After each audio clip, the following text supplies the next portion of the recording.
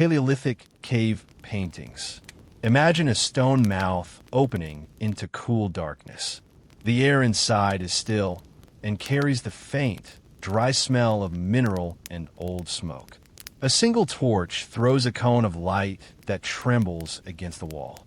In that cone, a shape appears, the curve of an animal's flank, a sweep of pigment that suggests muscle and motion. Beside it, the negative silhouette of a human hand, a dark palm left by blowing pigment around a pressed palm. These marks are not accidental. They are deliberate traces left by people in the Upper Pleistocene who chose pigments, places, and techniques to fix images into stone. Across wide geographies, in caves of Europe and in rock shelters of Southeast Asia, people applied pigments and stencils to stone surfaces.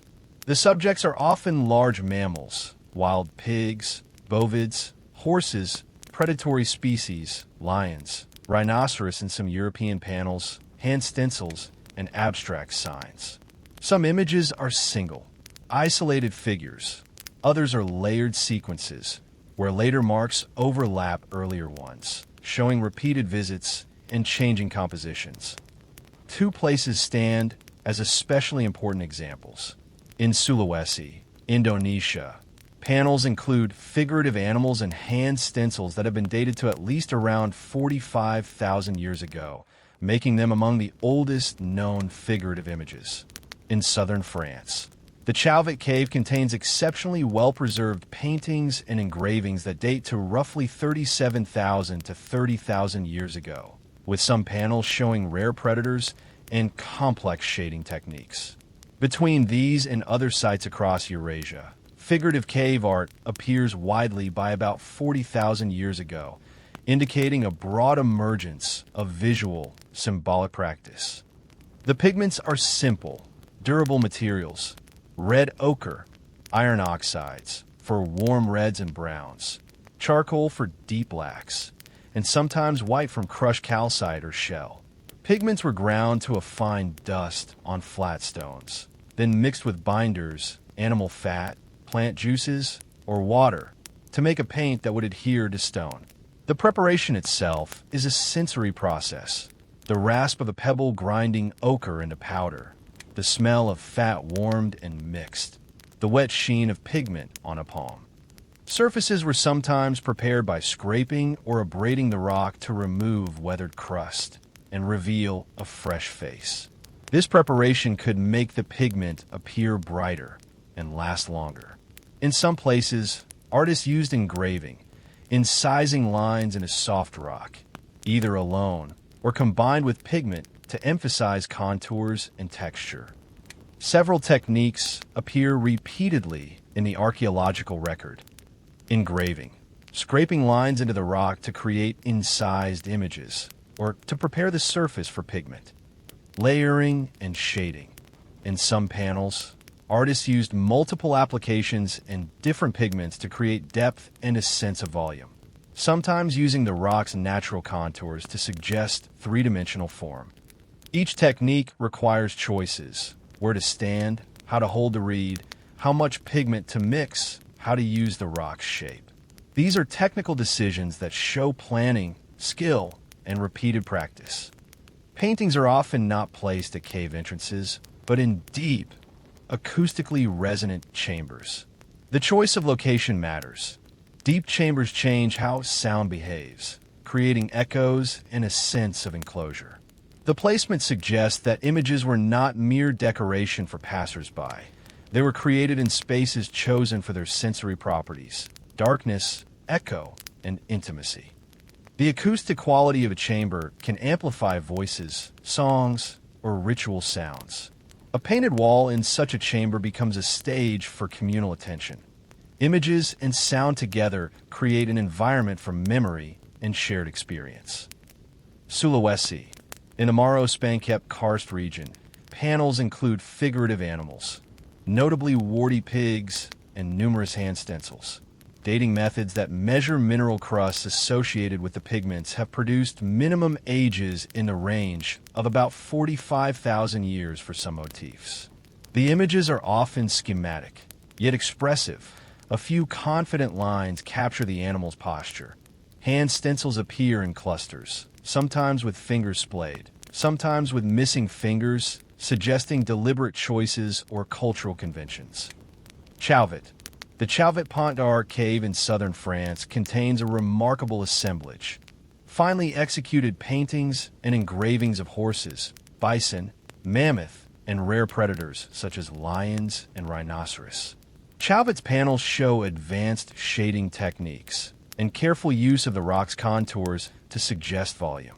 Radiocarbon dating and stratigraphic studies indicate very early Upper Paleolithic ages, with some panels associated with dates in a range of 37,000 years ago and later phases.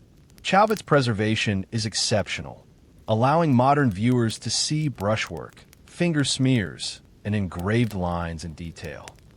Across both regions, the images are not identical in style, but they share a common impulse to fix living forms and human marks onto stone in ways that endure. Understanding how archaeologists place these images in time is crucial. Two principal methods are commonly used. Radiocarbon C14 dating.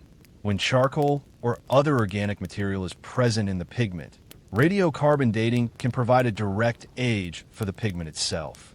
This method measures the decay of carbon-14 in organic matter and is effective up to about 50,000 years with careful calibration. Uranium series, UTH dating, where thin calcite crusts, flowstone, formed over or under pigment. Scientists can date the calcite by measuring uranium decay products.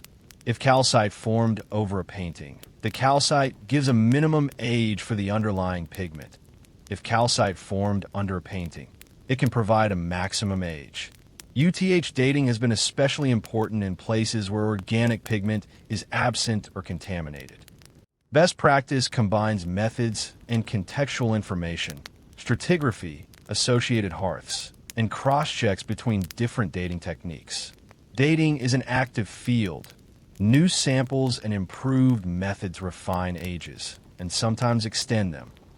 Archaeologists and anthropologists offer several non-exclusive interpretations for why people painted caves. Ritual or ceremonial use. Caves may have been sacred spaces where images played a role in rites, initiation, or communication with non-visible forces. Mnemonic devices. Paintings could record seasonal knowledge, hunting routes, or animal behavior. Visual memory aids for communal knowledge. Teaching and instruction.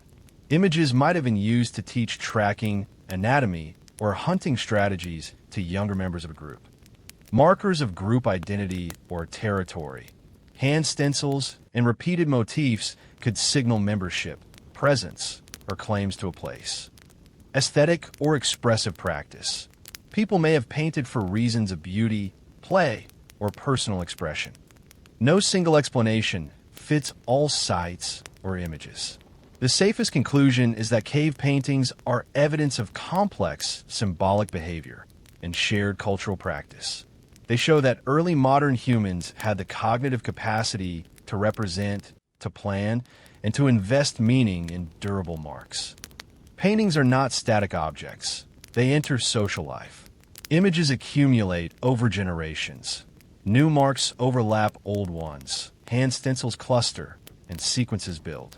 The wall becomes a communal ledger, a place where memory is stored, revised, and transmitted. Visitors from other groups sometimes added their marks, suggesting exchange and shared visual language across distances.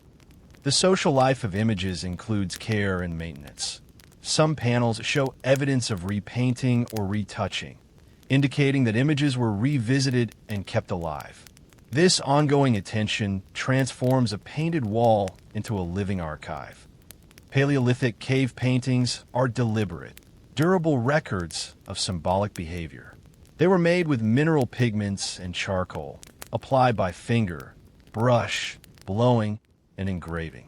Dating methods such as radiocarbon and uranium series place many of these images in the Upper Pleistocene, with some Sulawesi panels at minimum ages around 45,000 years. and European sites such as Chauvet showing very early Upper Paleolithic ages.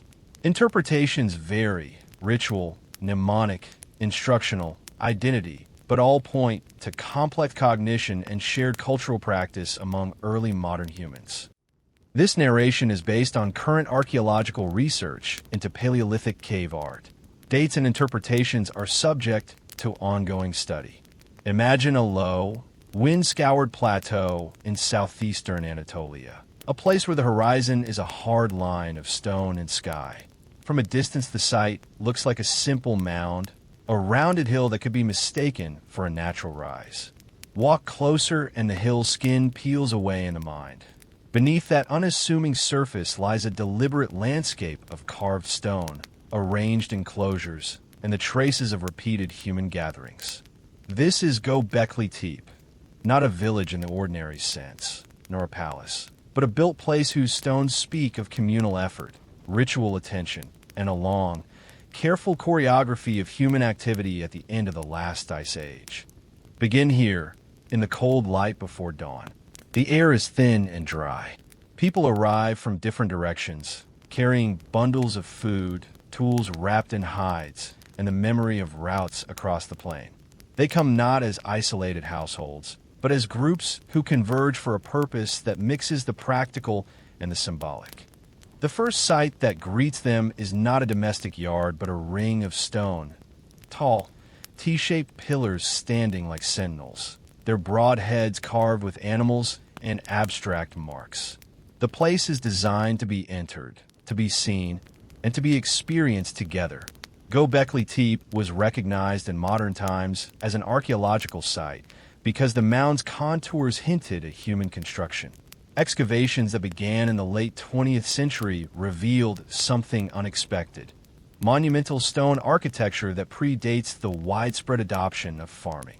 Radiocarbon dates from the site place its main building phases in the pre-pottery Neolithic, a period roughly between the end of the Pleistocene and the early Holocene.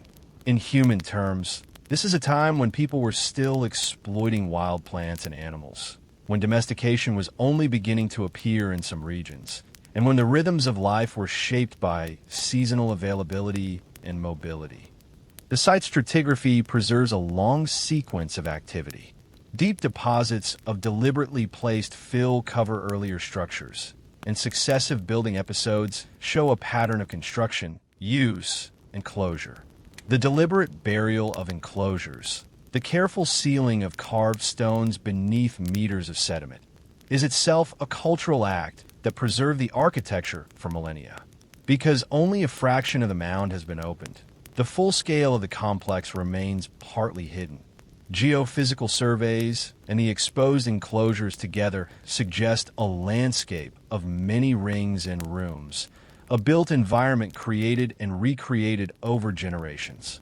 Chronology matters because it reframes assumptions about how and why people built. Monumental architecture is often associated with settled farming communities that can produce surpluses to support specialists in large projects. Göbekli Tepe shows that large, organized building could emerge in contexts where people still relied heavily on wild resources. That does not mean agriculture was absent. Rather, it means that the relationship between ritual, social organization, and subsistence was complex and reciprocal. The most striking architectural feature at Göbekli Tepe is the repeated use of circular or oval enclosures dominated by pairs of tall, T-shaped pillars. These pillars are not mere posts. They are carved, shaped, and often decorated. Their broad heads and narrow shafts give them an anthropomorphic quality. They stand like stylized figures, sometimes marked with belts, arms, or abstract signs. Surrounding the central pair are smaller uprights and orthostats that form a ring, creating an interior space that is both enclosed and oriented toward the central axis. Stone was quarried from the plateau itself. Archaeological traces show unfinished pillars and worked blocks left near their extraction points, indicating that much of the shaping occurred close to where the stones were ultimately erected. Flint tools, blades, scrapers, and picks were used to trim faces and carve reliefs. The T-form is a practical solution. A broad head provides a surface for carving and display, while the narrower shaft can be set into a prepared socket or pit. Transport and erection of multi-ton stones required planning and cooperation. Without wheels or metal tools, people used simple but effective technologies: levers, sledges, packed earth ramps, and teams of workers coordinating their efforts. Ethnographic analogies and experimental archaeology show that moving heavy stones over short distances is feasible with dozens of people using ropes, rollers, and lubricated sledges. Raising a pillar into place could be achieved by tipping it into a pit and levering it upright, or by sliding it up an earthen ramp and lowering it into a socket. The repetition of the same architectural plan across multiple enclosures suggests that these were not ad hoc feats, but socially organized events with learned techniques and shared knowledge. Construction also required provisioning. Large building episodes demand food, shelter, and tools for the workforce. The archaeological record at and near Göbekli Tepe contains grinding stones, hearths, animal bones, and plant residues, evidence that people brought resources to the site and processed them there. Feasting and food distribution were integral to the logistics of construction. Communal meals fed workers, redistributed resources, and created social obligations that made cooperative labor possible. The carved surfaces of Göbekli Tepe are a visual language. Pillars and orthostats bear high-relief animals: boar, fox, gazelle, birds, snakes, and predators, alongside abstract signs, chevrons, lines, and dots. Some pillars show stylized human features: arms, belts, and sometimes faces suggested by simple marks, blending human and non-human forms. The animal figures are often dynamic, running, biting, coiled, or paired in ways that suggest relationships or narrative sequences. Placement matters. Central pairs of pillars face one another across the enclosure's axis, creating a deliberate visual dialogue. Surrounding uprights and carved slabs frame the interior, directing attention and shaping movement. The architecture and the imagery together create a staged environment. People enter, gather, and stand within a space where carved figures confront one another and the assembled group. This choreography implies performance, speech, song, gesture, or ritual action as part of the site's use. Interpretation of the iconography requires caution. The repeated motifs suggest a shared symbolic repertoire, but the precise meanings of animals and signs are not directly recoverable. Animals could represent ecological realities, species important for hunting or seasonal cycles, or they could carry symbolic attributes: strength, cunning, fertility, danger. Abstract signs might function as clan emblems, calendrical markers, or ritual shorthand. Anthropomorphic elements could mark ancestors, personified forces, or social roles. Multiple readings are possible and none can be proven conclusively. The safest claim is that the imagery encoded communal meanings that were intelligible to the people who made and used the place. The art also shows evidence of care and reuse. Some carved surfaces were repainted or retouched. Some enclosures were deliberately buried, preserving earlier images beneath later fills. This pattern of creation, maintenance, and closure indicates that images were active elements in social life, created for use, revisited, and then ritually retired. Göbekli Tepe was not only a place of stone and image. It was a social hub where people met, ate, worked, and remembered together. The material record points to episodic, large-scale gatherings. Animal bones recovered from the site include many wild species, often in contexts that suggest communal meals rather than household consumption. Large hearths and concentrations of grinding stones indicate organized food preparation on a scale beyond what a single family would require. Feasting is a key concept for understanding how the site functioned. Feasts redistribute food, create obligations, and cement alliances. They're social technologies for mobilizing labor and forging networks. At Göbekli Tepe, feasting likely accompanied building events. People gathered seasonally, brought animals and plant foods, processed cereals and wild grains, and participated in shared rituals and construction. These gatherings would have required planning. Who brings what, how food is prepared, how labor is organized, and they would have produced social memories and obligations that extended beyond the immediate event. Plant processing evidence complicates a simple hunter-gatherer sanctuary model. Grinding stones and starch residues show that wild cereals and other plant foods were processed at the site. This suggests that people invested labor in collecting and preparing plant resources, perhaps storing them for communal use. Whether this represents early steps toward cultivation or intensified foraging and storage is debated. What is clear is that food and ritual were entangled in the site's social life. Craft and daily practice sustained the extraordinary. Flint knapping, bone working, and the manufacture of small objects occurred alongside monumental carving. Skilled artisans translated symbolic motifs into stone. Toolmakers produced and maintained the implements needed for carving and food processing. The repetition of motifs across pillars implies shared conventions and perhaps specialist carvers who learned and transmitted particular styles. The extraordinary architecture was built on a foundation of ordinary labor: cooking, toolmaking, and maintenance. Social organization at Göbekli Tepe appears to have been capable of mobilizing large groups without the rigid hierarchies seen in later states. The scale of coordination suggests leaders or organizers who could call people together and direct work. But the archaeological record lacks clear markers of entrenched elite power. No palaces, no elite burials with conspicuous wealth. Authority may have been situational and ritualized. People who organized feasts and building events exercised influence in those contexts, mediated through shared symbols and collective memory. One of the most striking aspects of Göbekli Tepe is the deliberate burial of many of its monumental enclosures.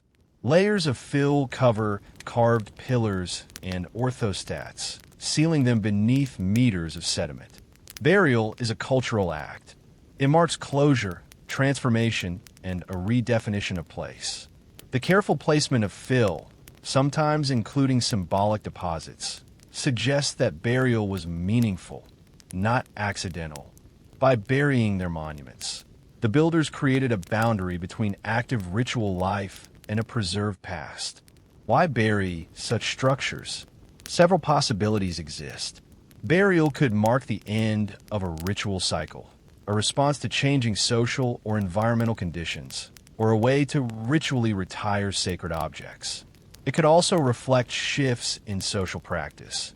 As communities changed their patterns of movement, subsistence, or belief, the old enclosures were closed and new forms of social life emerged.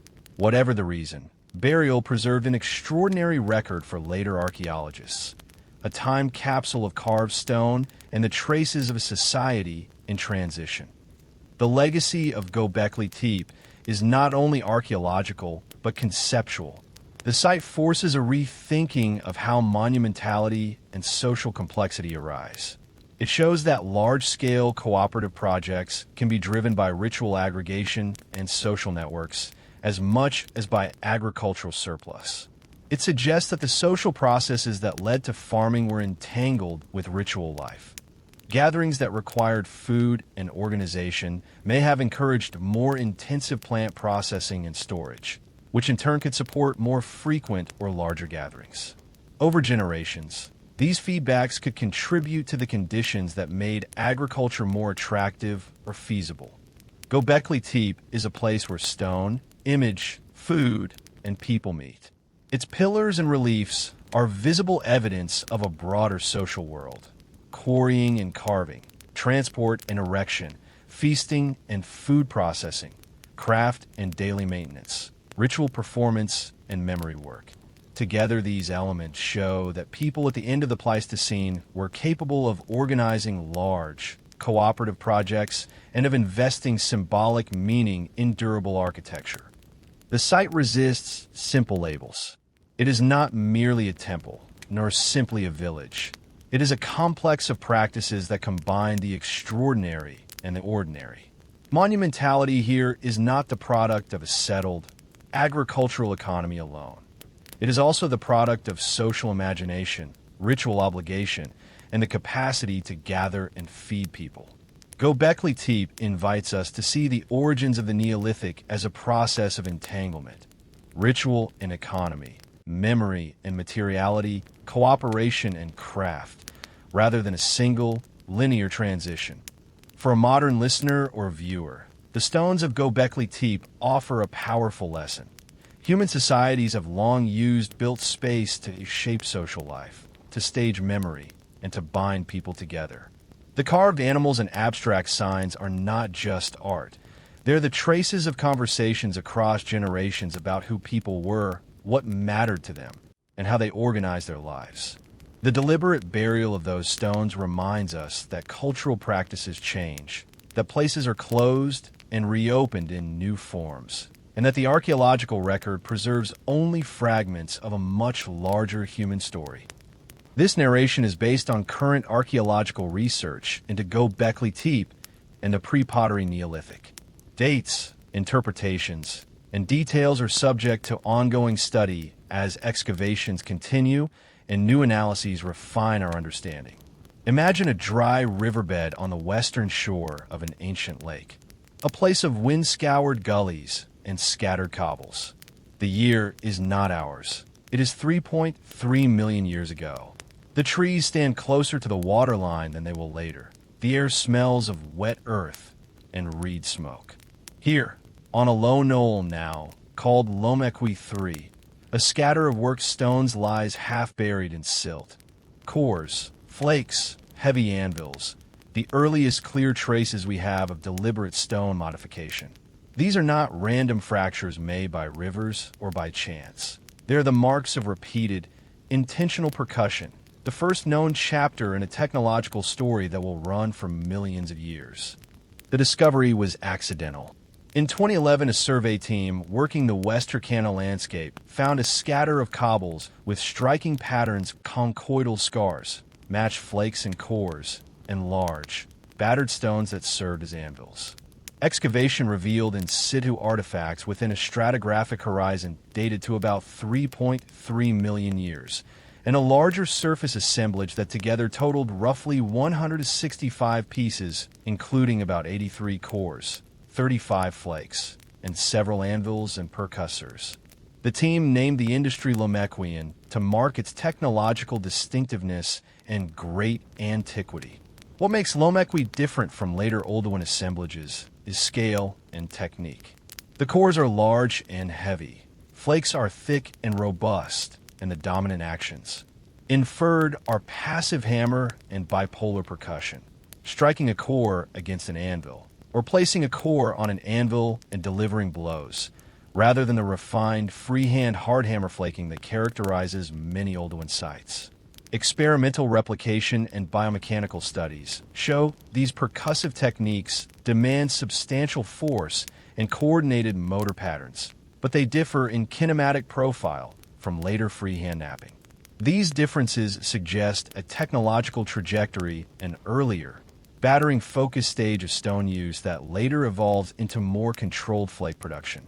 At Lomekwi, the work stones are immediately striking for their size and the force evident in their scars. The cores are often large, heavy blocks with multiple battering surfaces. Flakes detached from them are thick and robust rather than the thin, sharp blades familiar from later industries. Anvils and percussors, big, battered cobbles with pitted, crushed faces, occur alongside cores and flakes, forming a toolkit built around impact and fracture rather than fine, controlled flake removal. The dominant gestures inferred from the assemblage are simple in principle, but demanding in execution. Passive hammer percussion involves placing a core on a stationary anvil and striking it with a hammerstone. The anvil absorbs and redirects force, producing large, often irregular detachments. Bipolar percussion involves supporting a core on an anvil and striking from above so that force travels through the core to the anvil, producing characteristic crushing at both ends and short, thick flakes. These methods produce thick flakes and battered platforms rather than the carefully prepared striking platforms and predictable flake scars of later hardhammer freehand knapping. The Lomekwi toolkit therefore emphasizes battering, splitting, and the production of robust cutting edges over the controlled production of standardized flakes. Tool classes and their functional potential are straightforward and versatile. Heavy cores serve as both raw material and, when edge modified, as chopping or battering implements. Detached flakes, though thick, often have usable edges suitable for cutting, scraping, or slicing. Anvils and percussors show repeated use as stationary impact surfaces and may have been used to process plant material, break bones, or detach flakes from other cobbles. Functionally, the assemblage is robust. Large flakes and core edges could process plant tissues and hide, while anvils and heavy cores could fracture bones from marrow or crack hard plant parts. The overall technological package is oriented toward heavy-duty tasks that require force and durability rather than fine precision. Experimental knappers replicating Lomekwi-style techniques use different motor patterns from those used in classic Oldowan or Acheulean flaking. Bipolar and passive hammer percussion require forceful, often overhead or oblique strikes, and the resulting fracture mechanics produce short, thick flakes and crushed platforms. Replication experiments show that large body mass and coordinated force increase the probability of successful detachments. Anvil placement and orientation strongly affect flake morphology. A stable, flat anvil produces more predictable detachments. Tool selection matters dense. Angular cobbles of suitable fracture quality yield better results. Softer or highly weathered stones produce more crushing and fewer usable flakes. These techniques demand substantial grip strength, wrist stability, and whole arm coordination. Delivering repeated heavy blows without modern protective gear requires endurance and an understanding of how to position the body and the stone to control force. The motor skills are not trivial. They involve anticipatory control, aiming blows, feedback processing, adjusting force after a miss or a crushing blow, and the ability to coordinate helpers if stones were moved or lifted by teams. Useware studies on experimentally produced Lomekwi tools show that thick flakes and battered edges hold up well under heavy tasks. Chopping, scraping, and percussive cracking. Anvils accumulate pitting and microfractures consistent with repeated impact. These where patterns match the archaeological specimens, supporting the interpretation that Lomekwi tools were used intensively for heavy processing tasks. The Lomekwi toolkit fits a set of ecological and behavioral needs. In a lakeside, wooded environment, resources included large tubers, tough plant stems, and sizable animals. Heavy percussive tools are well suited to cracking open bones for marrow, a high-value resource that yields fat and calories. They are also suited to processing hard plant parts such as corms or seeds with tough casings, and to breaking and shaping raw materials for immediate use rather than long-term tool production.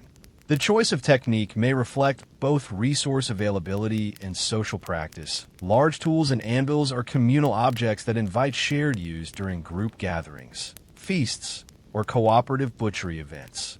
The scale of some Lomekwi pieces and the presence of heavy anvils suggest episodes of communal activity.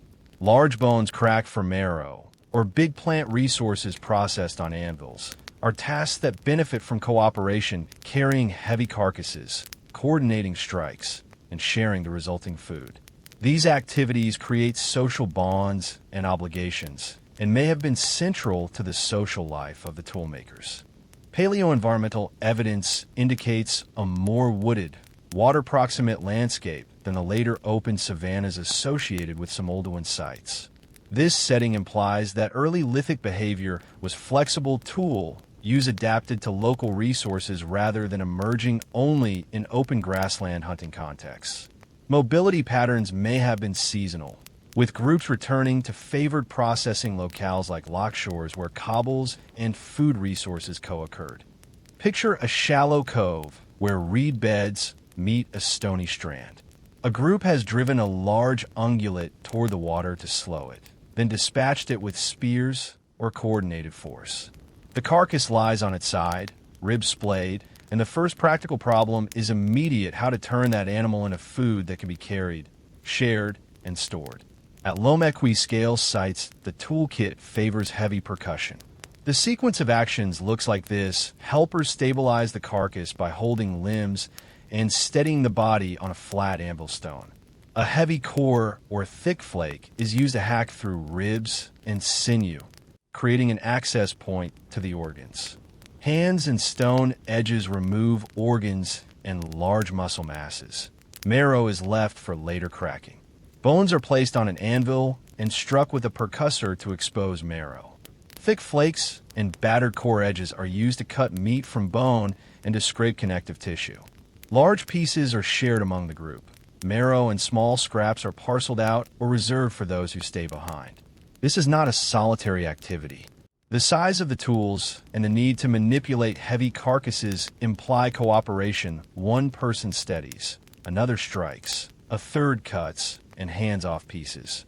The social choreography, who eats first, who carries what home, creates obligations and cements alliances. The tools are both instruments and social props. A battered anvil is a communal focal point where people gather, talk, and negotiate shares. Lomekwi assemblages occur in lakeside, wooded settings where plant resources were abundant. Heavy percussive technology is well suited to processing tough plant foods, tubers, corms, hard seed pods, and fibrous stems. Imagine a seasonal return to a reed-lined bay where groups gather to harvest and process a flush of underground storage organs. Several people dig and carry heavy corms to a stony processing area. Large cores and anvils are used to split and crush the outer casings. Thick flakes scrape away fibrous layers. Repeated blows on an anvil break down tissues into mashable pieces. Residues accumulate in hollows near hearths. Processed plant matter is dried on flat stones or in shallow pits for later consumption or for use in feasts. The presence of grinding marks and starch residues in comparable early sites suggests that plant processing was not incidental. It required time, space, and coordinated labor. Heavy stones and anvils are durable investments in a landscape. They mark places where people repeatedly return to process food, and they anchor seasonal rounds of mobility. Useware studies and experimental replication show that thick flakes and battered edges perform well under heavy tasks. Edge rounding and microchipping indicate repeated cutting and scraping of tough materials. Pitting and crushing on anvils reflect repeated percussive use, consistent with bone cracking and plant pounding. Flake morphology, short, thick, and with crushed platforms, matches experimentally produced pieces from bipolar and passive hammer techniques. These functional signatures support the behavioral reconstructions.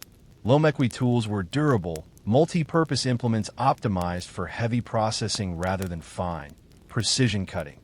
Toolmaking is not just a set of gestures. It is a transmitted practice. Lomekwi implies several features of cultural transmission. Novices watch experienced knappers and imitate the sequence of strikes and placements. Elders or skilled individuals correct grips, angles, and force, shaping motor patterns across generations. Repeated returns to the same anvil or processing locale create a material scaffold for teaching. The stones themselves are mnemonic devices. The recurrence of similar core forms and techniques across the assemblage suggests community-level standards rather than isolated experiments. These mechanisms create stability in technique while allowing incremental innovation. Over long timescales, small improvements in grip, angle, and platform preparation accumulate, producing the more controlled flake production seen later in the Oldowan. Lomekwi does not require modern human cognition, but it does require intentionality. causal understanding of fracture and learned motor skills. Makers understood that striking stone in particular ways produces useful edges. They could plan sequences of actions, select a cobble, place it on an anvil, strike, and then use the detached flake. These are foundational cognitive capacities, perceptual motor planning, causal reasoning about materials, and social transmission of technique. No hominin bones are directly associated with the Lomekwi horizon, so attribution is inferential. The likely candidates are pre-Homo hominins known from East Africa at roughly the same time, Australopiths or Kinesianthropus grade forms. These taxa had the manual anatomy to grip and strike, and their presence in the region makes them plausible makers. The implication is important. Stone modification predates Homo, meaning that the cognitive and manual prerequisites for toolmaking were present earlier in our lineage. Lomekwi fits into a broader technological trajectory. The heavy, battering-focused techniques represent an early stage in which fracture was exploited primarily through forceful impact. Over the next several 100,000 years, knapping traditions evolved toward greater control, prepared platforms, predictable flake removal, and the production of standardized cutting implements characteristic of the Oldowan. This evolution likely reflects incremental improvements in motor control, planning depth, and social learning, not a single, sudden invention. Viewed across deep time, Lomekwi is the opening chapter in a long story. At 3.3 million years, makers used large cores, thick flakes, and anvils produced by passive hammer and bipolar percussion, a robust, battering-focused toolkit adapted to lakeside, wooded environments. By about 2.6 million years, Oldowan assemblages show a shift towards smaller, more controlled flake production with predictable platforms and more standardized cutting edges that enabled efficient butchery and broader tool use across varied landscapes. The Oldowan does not erase Lomekwi. Instead, it represents a technological refinement built on earlier fracture knowledge and social transmission. The later Acheulean marks another leap. Large bifaces and refined shaping reflect improved planning depth, manual dexterity, and possibly different social roles and mobility patterns. Viewed together, the sequence suggests technological pluralism. Multiple strategies coexisted and were selected according to ecology, social needs, and accumulated skill. Lomekwi is therefore not an anomaly, but a vital piece of a diverse technological landscape. Stone tools are durable traces of human action that speak across millions of years. Lomekwi changes the timeline, but it also deepens a continuity. The gestures of striking, sharing, and teaching link those early makers to all later tool users. The battered anvil, the thick flake, the ring of a strike against stone. These are small, repeated acts that scaffold social life and material culture.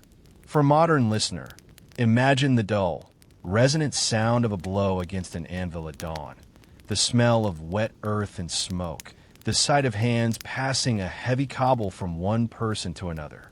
These sensory moments are the building blocks of a long human story, a story of learning, cooperation, and incremental invention that eventually produces the complex technologies we inherit today. This narration is based on current archaeological research into Lomekwi and the earliest stone tools. Dates, interpretations, and details are subject to ongoing study as excavations continue and new analyses refine our understanding. Imagine the low, flat plain of southern Mesopotamia at dawn, where the sky is pale and the reed beds along the river breathe steam into the cool air. The land is a patchwork of canals and fields, of mud brick houses and the rising silhouettes of temple precincts. In one of those precincts, the Iana quarter of Uruk, the day begins with a small, precise ritual, the making of records. Hands press soft clay into the palm. A reed stylus is cut to a fine angle, and the first wedges and marks are scored into the wet surface. These marks will outlast the people who make them. They will be baked, stacked, and consulted again and again. They're the first durable traces of organized urban life. the clay tablets that will change how people count, remember, and govern. Before there were tablets, there were tokens and bully. For centuries, people in this region used shaped clay tokens to represent things: a cone for a measure of grain, a sphere for a head of cattle, a disc for a jar of oil. Tokens were a material shorthand, a way to make the invisible visible. When transactions became more complex, tokens were placed inside hollow clay envelopes called bulli. The outside of the bulla was impressed with the shapes of the tokens inside, so the sealed ball itself recorded its contents.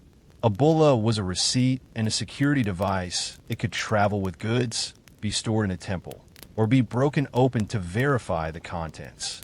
The bulla system is a brilliant, tactile technology of accounting.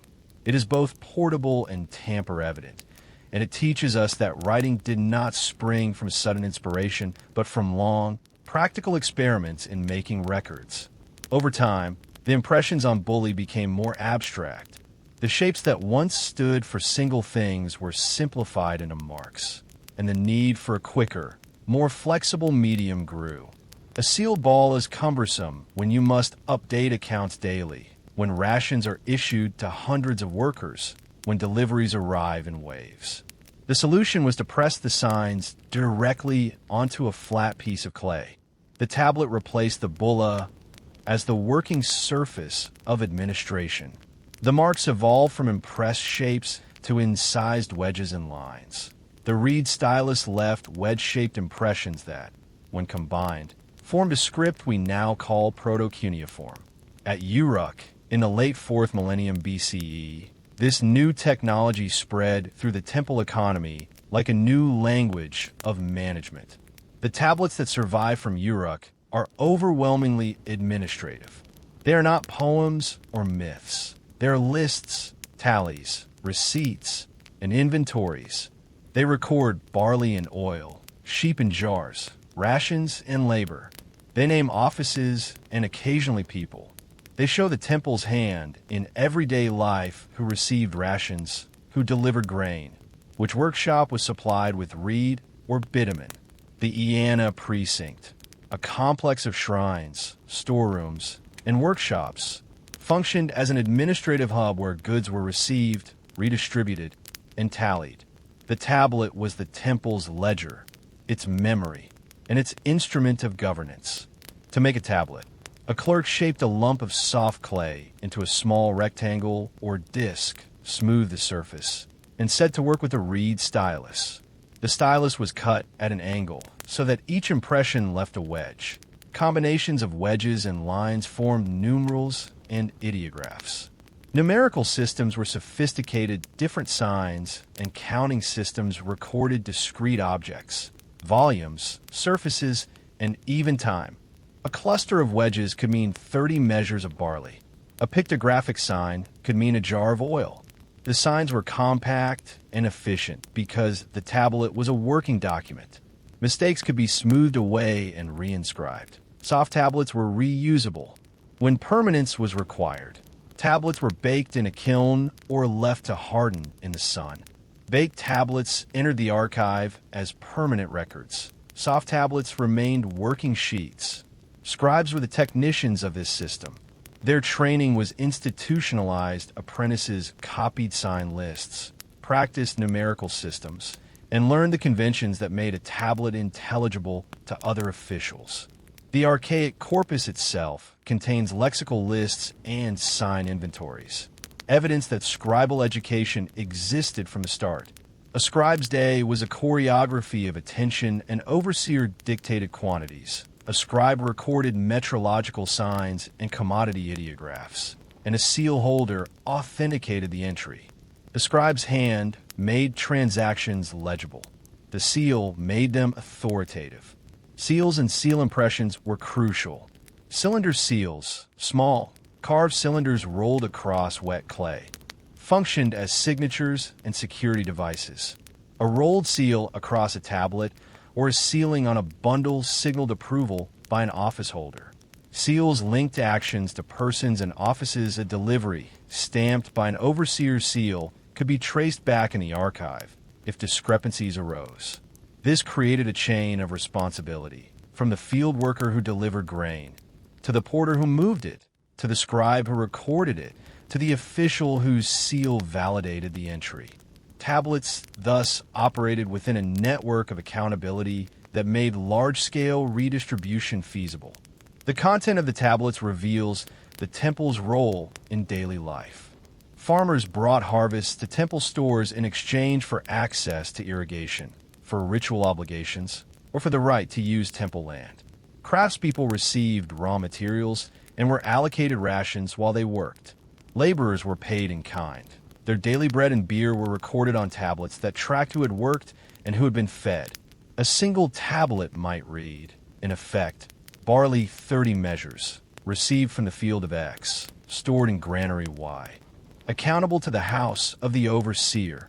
The language is terse because the medium is practical. Tablets were working documents, often updated and sometimes erased and reused. The archive was not a neutral repository. It was an active instrument of governance. By keeping records, temples could plan labor rotations, schedule craft production, and manage surplus for lean seasons. Records enabled the temple to audit its agents, to detect shortfalls or misappropriation, and to enforce accountability. In a world without paper or centralized ledgers, clay tablets were the technology that made large-scale coordination possible. They reduced the friction of memory and made obligations visible across time and space. The social life of the archive is visible in the traces left behind. Some tablets bear names or marks that anchor transactions to persons. The name Kushim appears on several archaic economic texts associated with barley accounts. Scholars debate whether Kushim is an individual or an office title, but the presence of such marks shows that accountability was personal as well as institutional. The repetition of names and seals across documents hints at networks of recurring relationships, families who delivered to the same granary year after year, craftsmen who received steady rations for their labor, officials whose seals recur in administrative bundles. The archive preserves not only quantities, but also the rhythms of social life, who was fed, who worked, who was entrusted with responsibility. The material affordances of clay shaped administrative practice. Clay is forgiving. A wet tablet can be smoothed and reinscribed, mistakes corrected by scraping and repressing. This made tablets ideal for day-to-day bookkeeping. The choice to bake a tablet mattered. A baked tablet entered the archive as a permanent record. A soft tablet was a working sheet. Seal impressions and sealings added another layer of authentication. A sealed bundle of tablets, or a tablet impressed with a seal, carried the authority of the person or office that stamped it.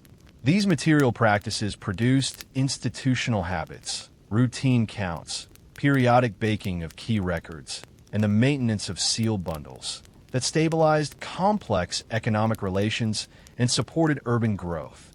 To see how this worked in practice, imagine a single day in the Iana precinct. At dawn, porters arrive with baskets of barley from nearby fields. An overseer stands by the granary door with a tally staff. A scribe sits at a low bench with a tray of soft tablets. The overseer calls out quantities, and the scribe records them, the metrological sign for the measure, the ideograph for barley, the name or mark of the field or farmer. A porter rolls a cylinder seal across the tablet to authenticate the delivery. The tablet is set aside to dry. Later it will be baked and placed in a wooden box in the storeroom archive. That tablet is now a node in a network of obligations. It records that the farmer delivered grain, that the temple accepted it, and that the overseer and scribe witnessed the transaction. If a dispute arises, if the farmer claims the temple shorted him, or if the storeroom shows a shortfall, the tablet can be produced as evidence. Other tablets, record rations. A tablet might list the names or marks of workers and the number of loaves or measures of beer allocated to each. These ration lists are not merely logistical. They're social instruments. They enact the temple's power to allocate resources and to bind people into obligations. A worker who receives rations is tied to the temple's labor schedule. A family that delivers grain is tied into a cycle of exchange that includes ritual obligations and access to land. The tablet makes these relationships legible and enforceable. The archive also produced knowledge. Repeated entries created datasets, seasonal yields, labor flows, craft outputs. Officials could compare quantities across time, calculate averages, and make decisions based on aggregated data. The archive became an instrument for predictive planning rather than mere bookkeeping. Officials learned to read patterns, which fields were productive, which workshops needed more read, when a schedule canal maintenance. The accumulation of records transformed ad hoc management into routinized governance, and the humble clay tablet became a cornerstone of state formation. The practice of inscription also reshaped social hierarchies. Scribes, by virtue of their training and control of sign systems, occupied a special social position. They were the mediators between the world of production and the world of memory. Their hands made transactions legible. Their lists made the temple's knowledge durable. Seals concentrated authority in the hands of named individuals and offices. The presence of personal marks on economic texts hints at the emergence of identifiable bureaucratic roles. Accountability became personal as well as institutional. A seal impression was not merely a mark. It was a claim to responsibility and recognition within the temple's social order. Over the longer term, the administrative script at Uruk set the stage for cultural innovations that reached far beyond accounting.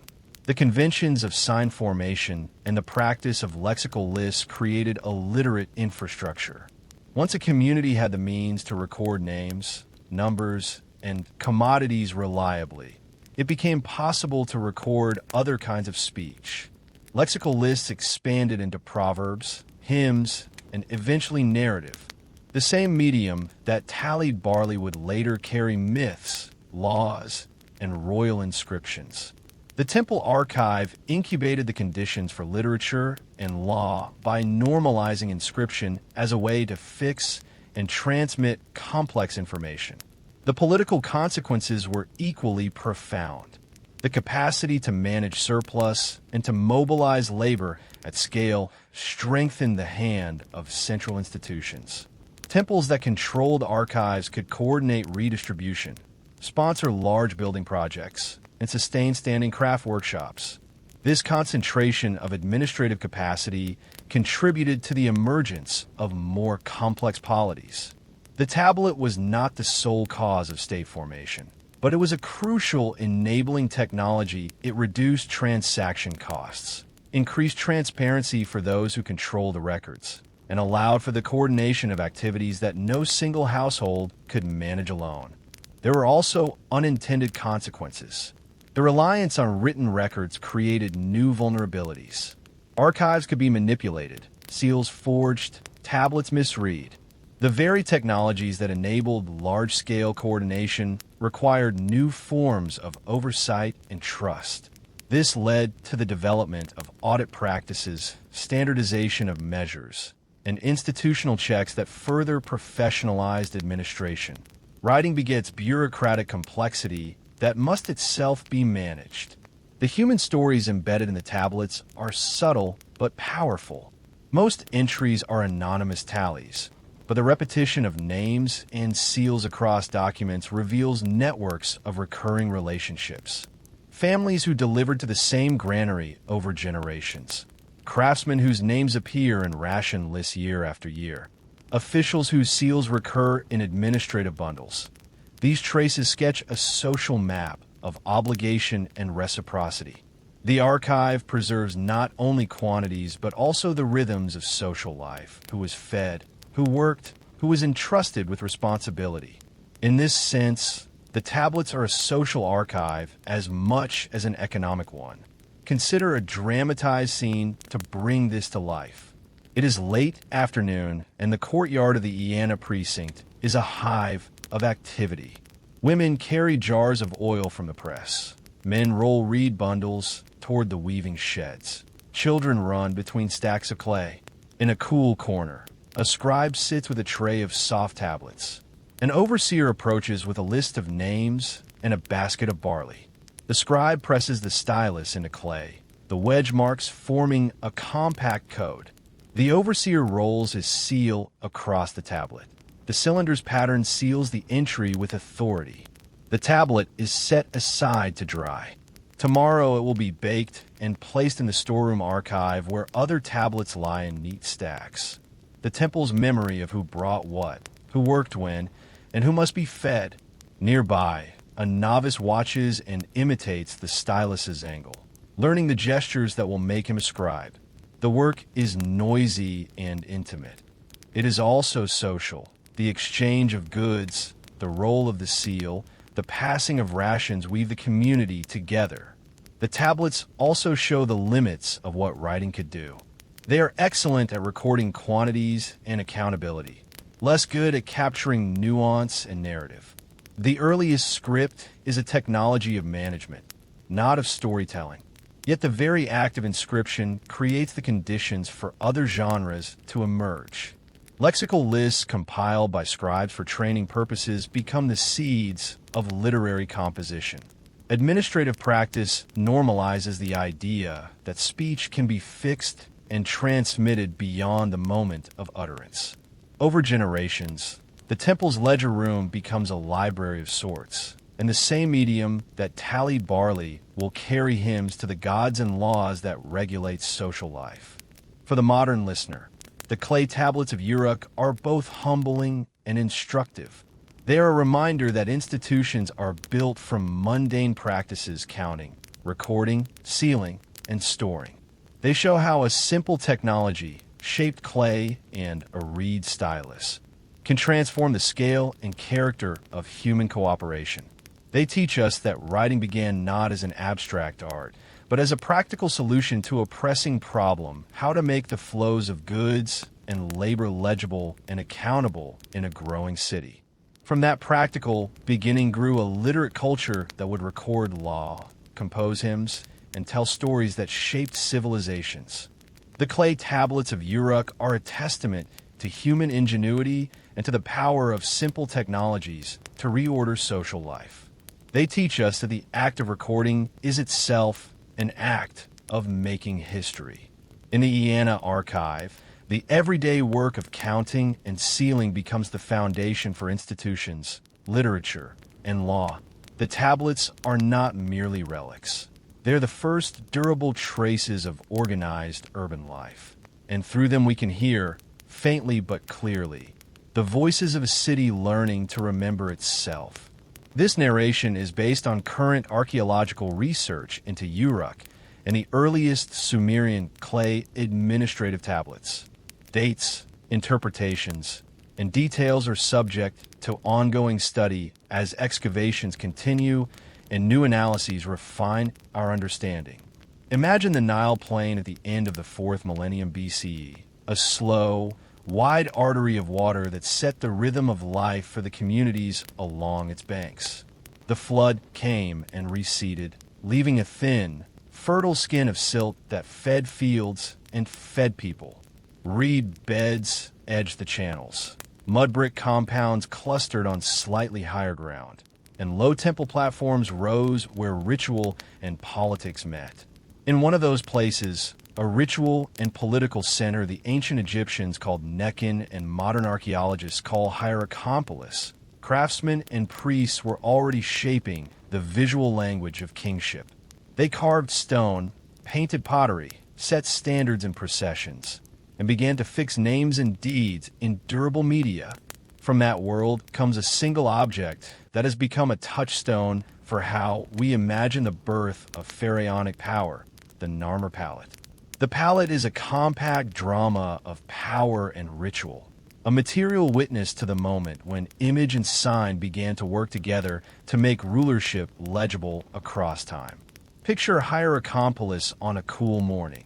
Smoke from hearths threads the air. The river glints in the distance. The settlement sits on a bend of the Nile where trade, ritual, and craft converge.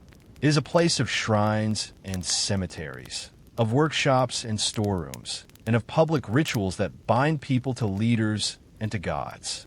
In the late 4th millennium BCE, Hierakonpolis is one of the major centers of the Naqada III horizon, a place where elites accumulate prestige goods, where ritual display is frequent, and where the visual vocabulary of rulership is being invented and tested.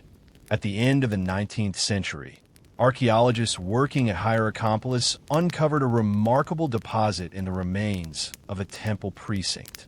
The excavators recorded a curated assemblage, carved mace heads, ivory labels, and a shield-shaped stone object worked on both faces. The object was carved from a single block of siltstone, about 63 to 64 centimeters tall, and it was worked in low relief on both sides.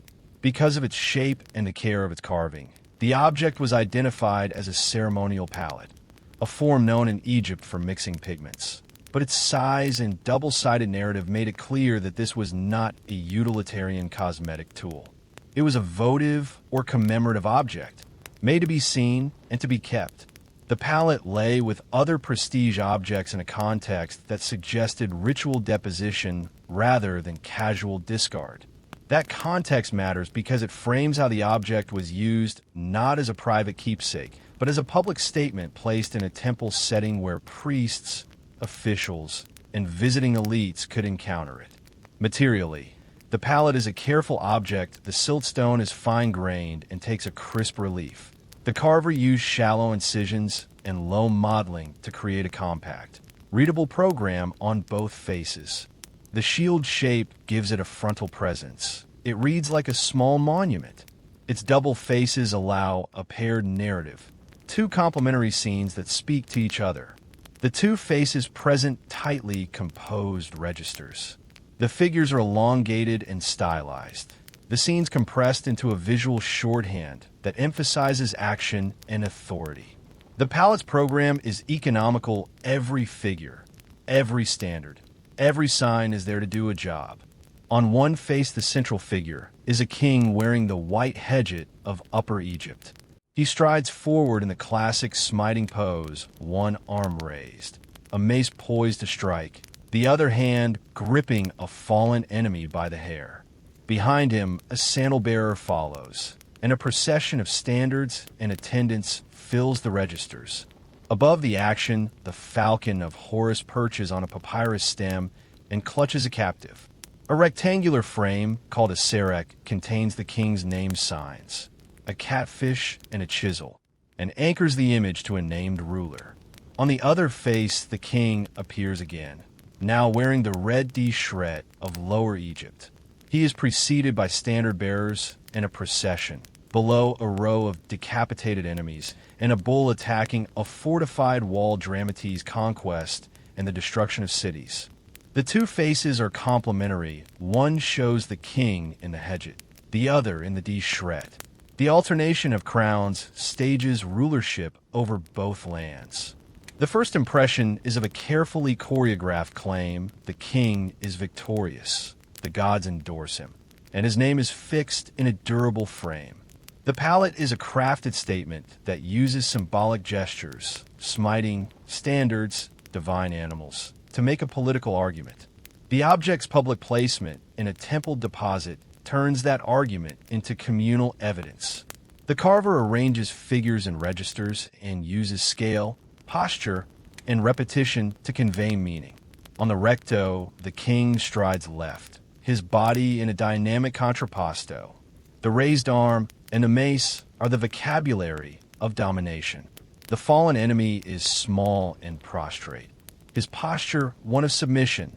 The sandal bearer, a recurring figure in Egyptian art, follows closely as a sign of royal presence and ritual. Above, the falcon of Horus stands on a papyrus plant, clutching a captive. The papyrus is associated with Lower Egypt. The falcon's perch on papyrus is a visual shorthand for the king's control over northern territories. The serek above names the ruler and frames his identity within a formal device that will become standard for royal titulary. The smiting pose itself is a compressed narrative device. It does not show the entire battle. It shows the decisive moment of domination. In a single, iconic gesture, the king demonstrates his capacity to punish and to order.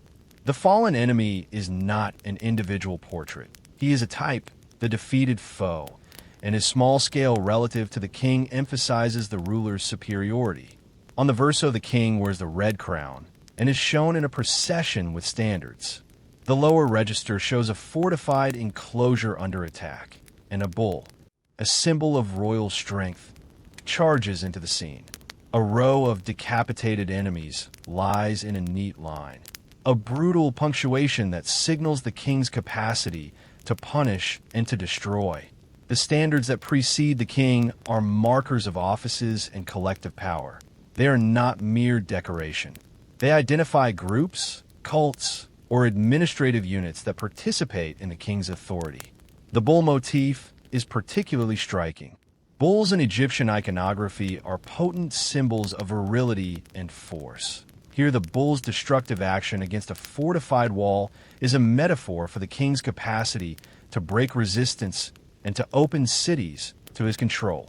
The neat row of severed heads is a rhetorical device. It is not a forensic record, but a visual statement of finality. The serek is a crucial device. It is a rectangular frame representing the royal palace facade, and it contains the king's name signs. On the Narmer Palette, the serek contains the catfish and the chisel signs, a combination that scholars read as the name Narmer. The presence of a named ruler on a public object is a step toward the formalization of royal identity. It is not just an image of a powerful man. It is a named claim. The inclusion of a name matters because names make claims repeatable. A name can be invoked in ritual, inscribed on objects, and used in administrative records. The serek is an early institutional device. It frames the ruler's identity and links that identity to palace architecture and to divine sanction. Scale matters. The king is larger than other figures. His posture central and active. Repetition of standards, of attendance, of defeated enemies creates rhythm and emphasizes the king's control over multiple domains. The carver uses economy. A few repeated motifs carry a heavy rhetorical load. The registers are compact but dense with meaning.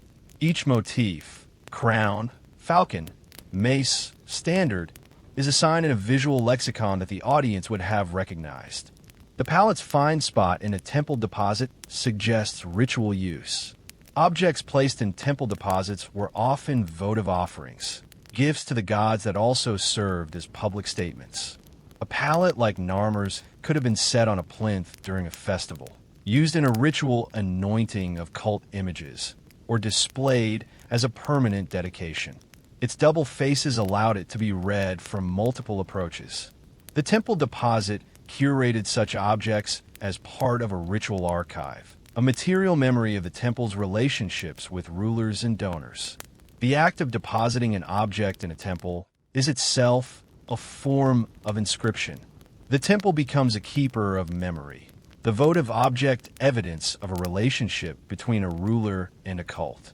In this sense, the palette functions as both offering and record, a public claim preserved in a sacred context.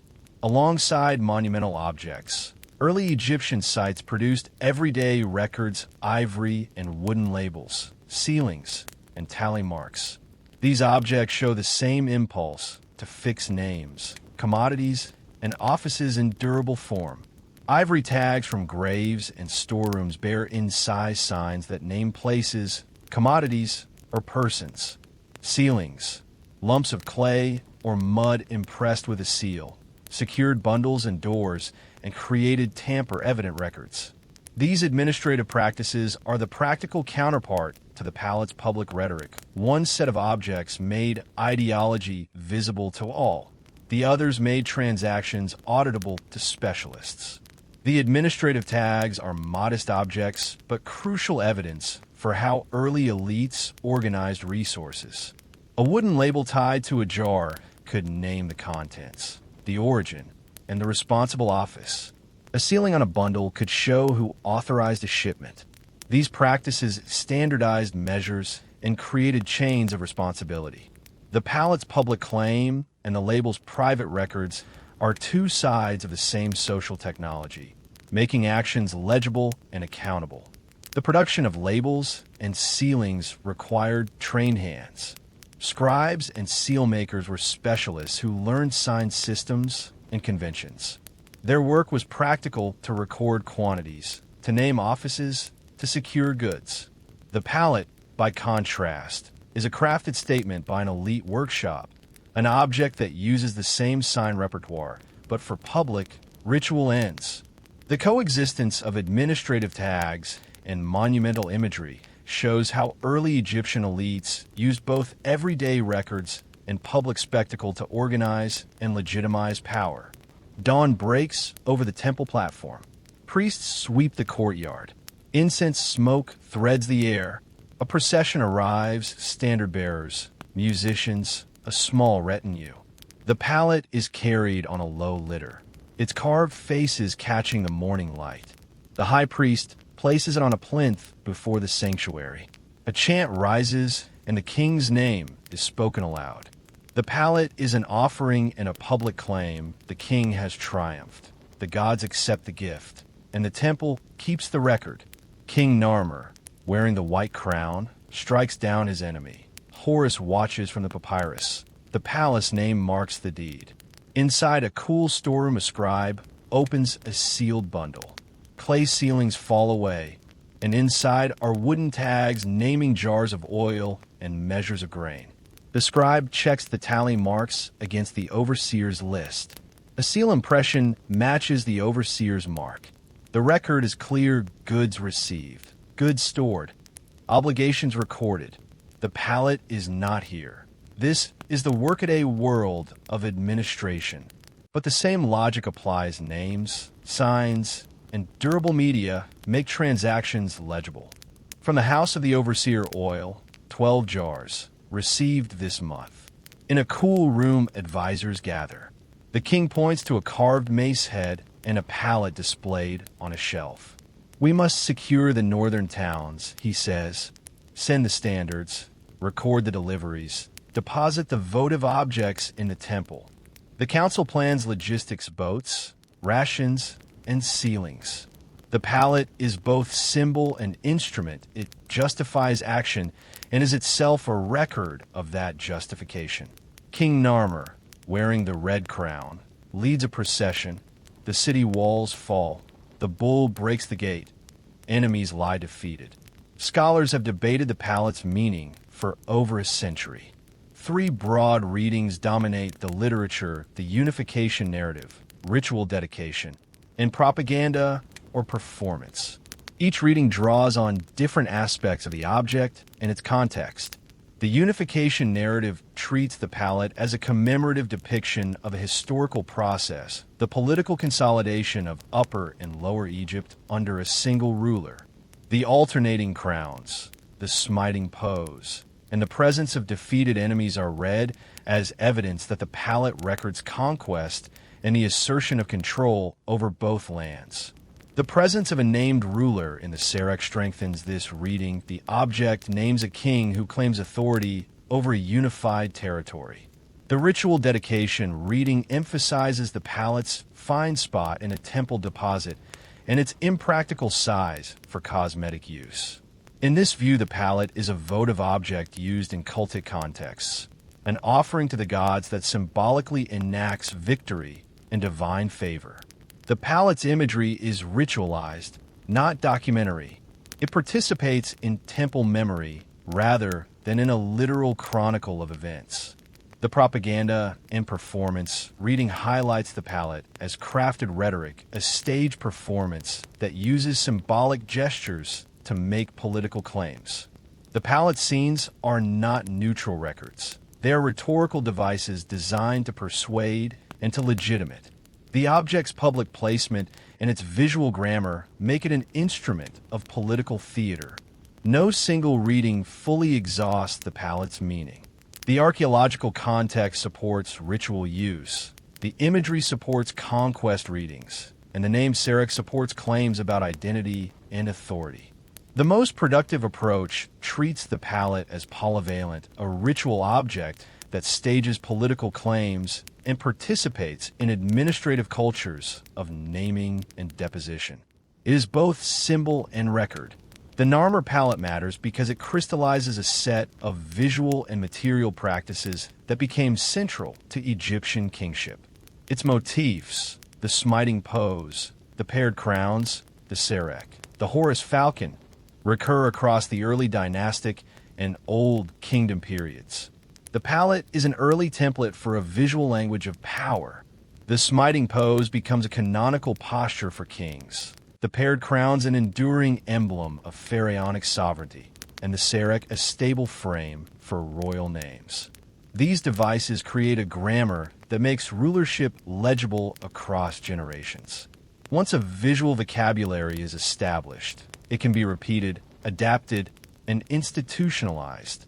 The palette is one of the earliest and clearest examples of that process.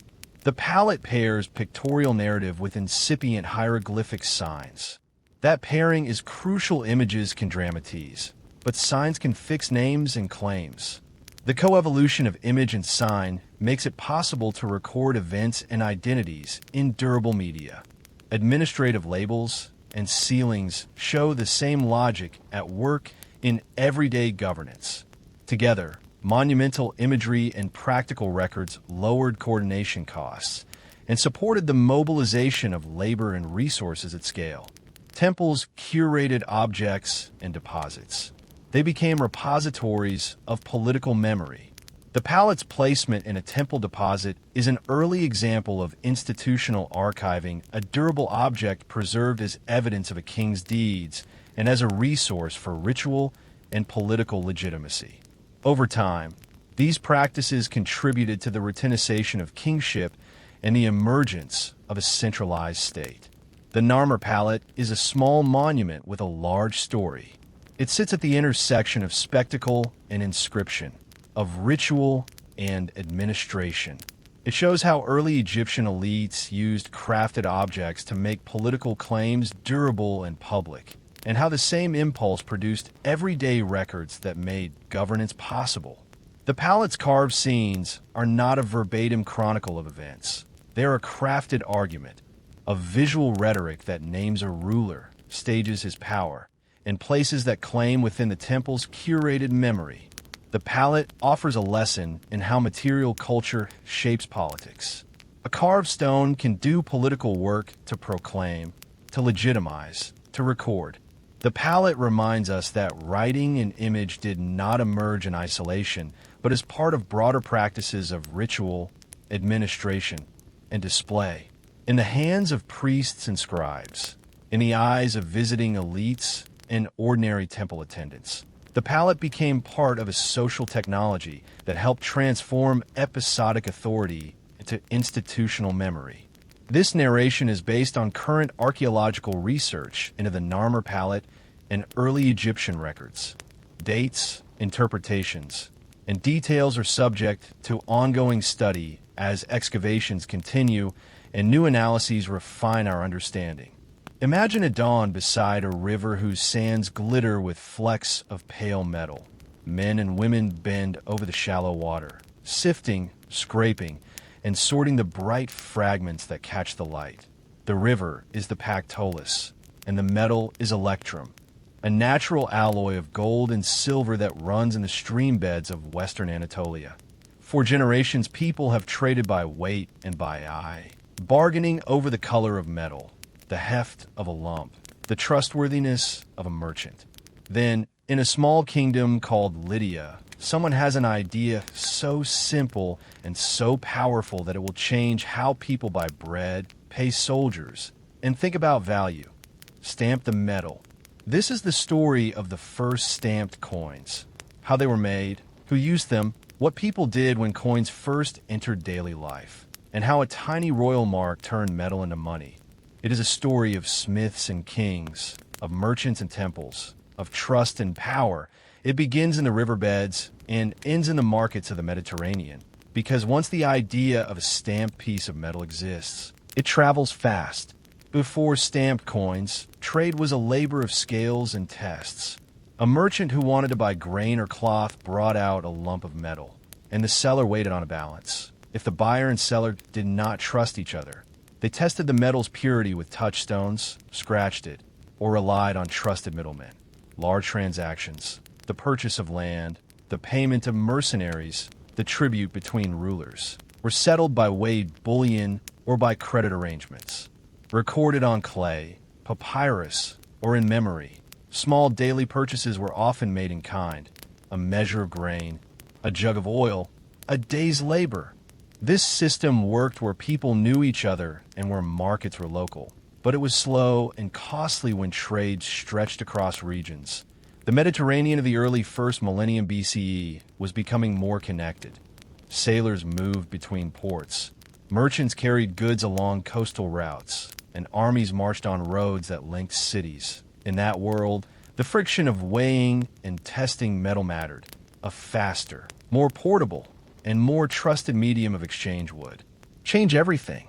Lydia lay on the western edge of Anatolia, a land of rolling hills, fertile plains, and rivers that carried mineral wealth from the interior to the sea. The Pactolus was famous for its electrum, a naturally occurring alloy of gold and silver whose color ranged from pale gold to a duller, silver-tinged hue depending on its composition. Electrum was beautiful and valuable, but its fineness, the proportion of gold to silver, varied from nugget to nugget. That variability made it difficult to use electrum as a simple, countable unit. A merchant could not simply count lumps and assume equal value. He had to weigh and test. The Lydians solved that problem by changing the unit of trust. Instead of trusting the metal alone, they trusted the stamp, the mark of an authority that guaranteed weight and, implicitly, value. A stamped piece could be counted, not weighed. That shift from metal as the sole guarantor of value to a social guarantee embodied in a mark is the essence of coinage. Archaeological finds and numismatic study point to Western Anatolia, and specifically to the Lydian capital of Sardis and its environs, as the birthplace of stamped electrum coinage in the late 7th century BCE. The earliest pieces are small, irregular lumps of electrum, often struck with a simple punch or die on one side and a square or incuse mark on the other. The motifs are modest: a lion's head, a geometric punch, or a stylized symbol that likely signified authority. A royal emblem, a mint mark, or a guarantee. Picture a royal workshop at dawn. A furnace glows. A smith pours molten electrum into shallow molds. Apprentices trim the cooled blanks. An official, perhaps a royal treasurer or a mint master, brings a carved die and strikes the blank with a hammer. The die leaves a mark: a lion's head, a punch, a symbol. The official inspects the piece, counts it into a chest, and records the batch. The mark is not merely decorative. It is a promise. It says, this piece has been measured, issued, and guaranteed by the authority that struck it. Who are the actors in this process? Several groups mattered. Kings and rulers were central. The earliest stamped pieces are associated with Lydian kings. Later tradition and numismatic study link early issues to rulers such as Aliats and, more famously, Croesus.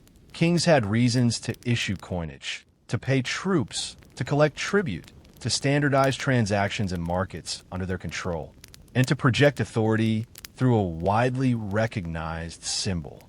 Mint officials and smiths were the technical backbone. Minting required skill. Melting and alloying electrum, cutting blanks, engraving dies, and striking pieces. These were specialized craftspeople who worked in royal workshops or under royal license. Merchants and sailors were quick adopters.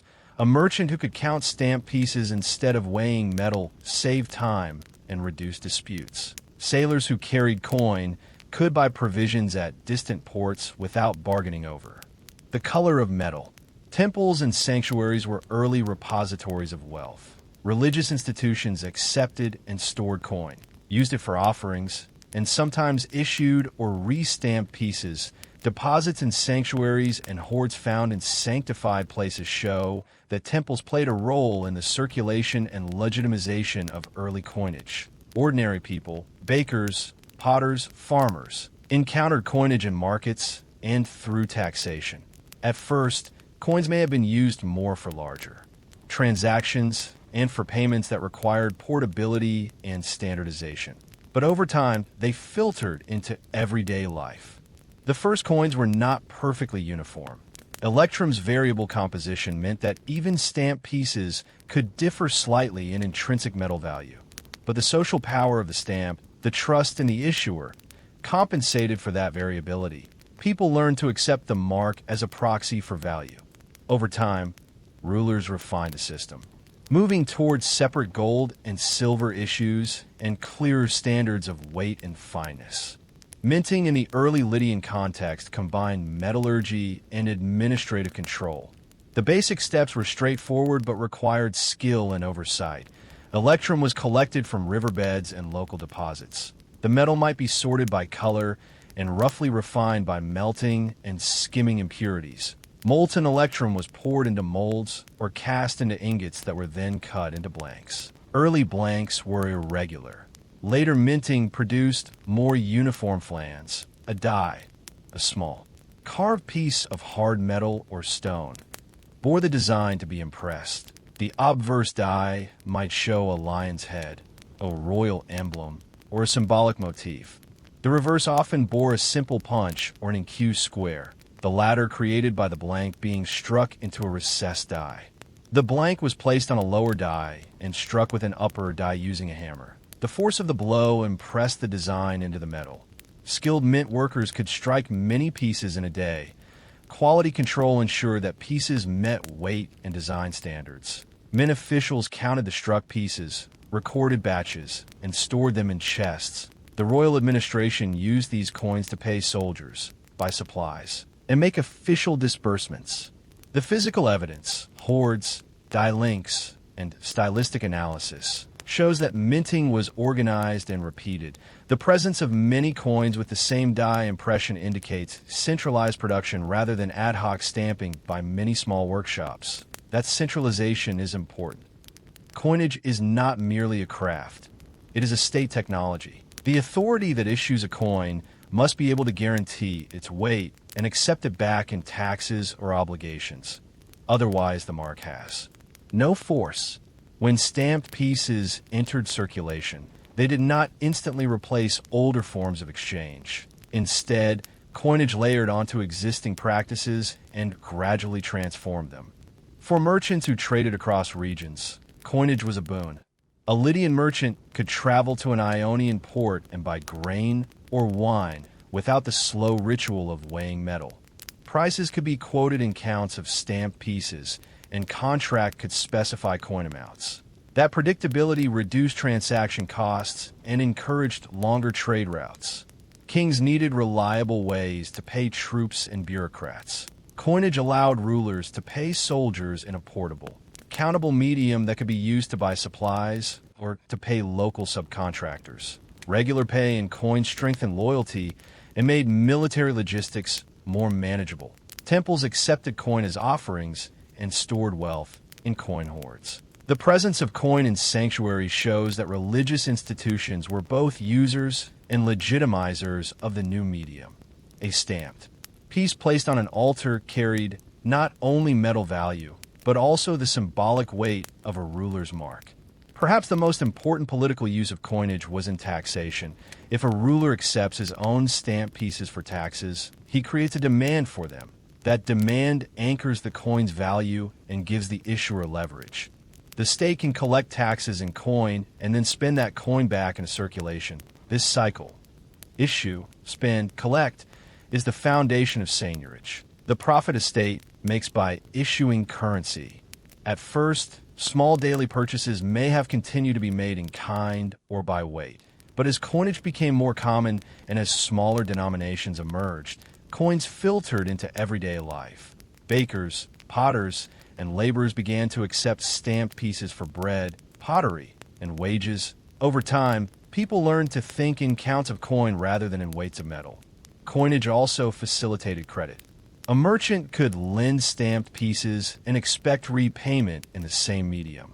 Contract could specify coin amounts, and legal systems could enforce obligations denominated in coin. That standardization made commercial law and accounting more precise. The social effect was profound.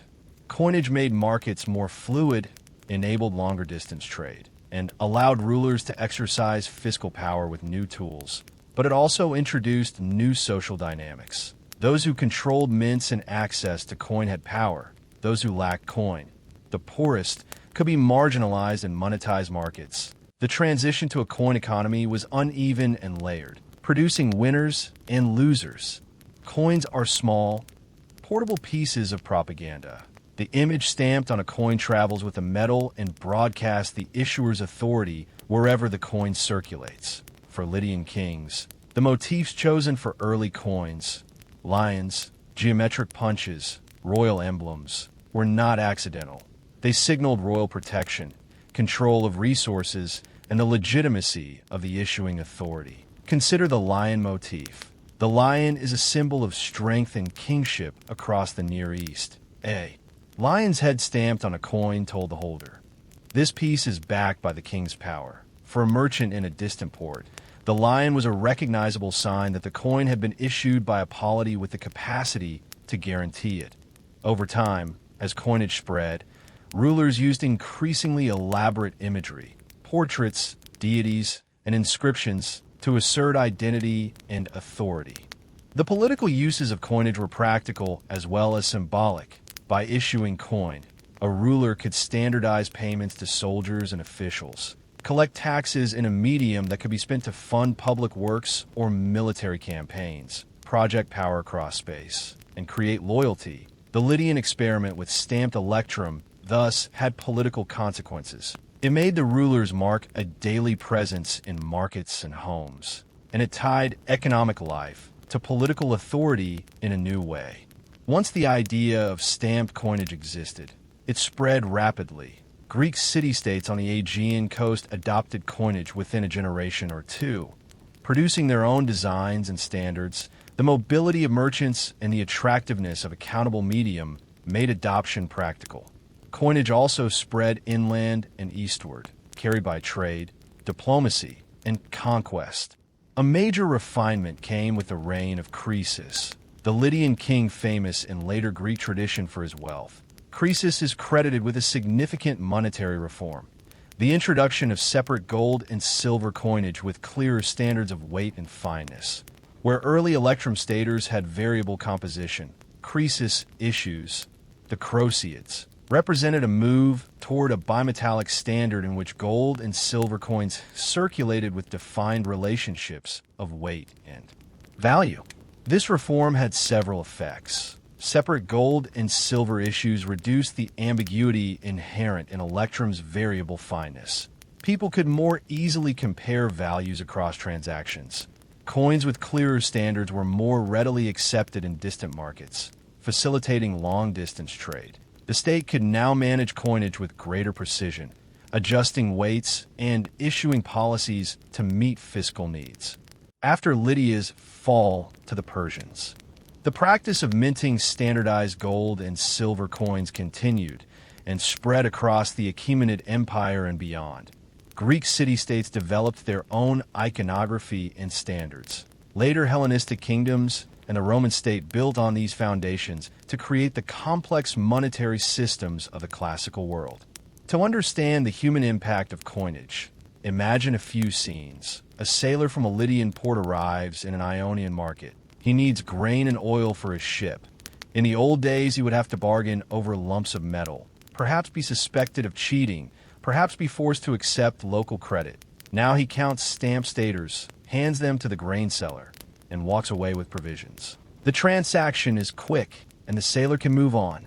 A mercenary in the pay of a Lydian king receives monthly wages in stamp pieces. He can use those coins to buy food, to pay for a wife's dowry, or to save for a future. Regular pay in coin makes the soldier's loyalty more fungible. He can spend his wages in many places, and the king can move troops more flexibly. A temple treasurer receives offerings in coin. The temple stores the pieces in a chest, records the deposit, and uses some of the wealth to commission votive offerings or to lend to local elites.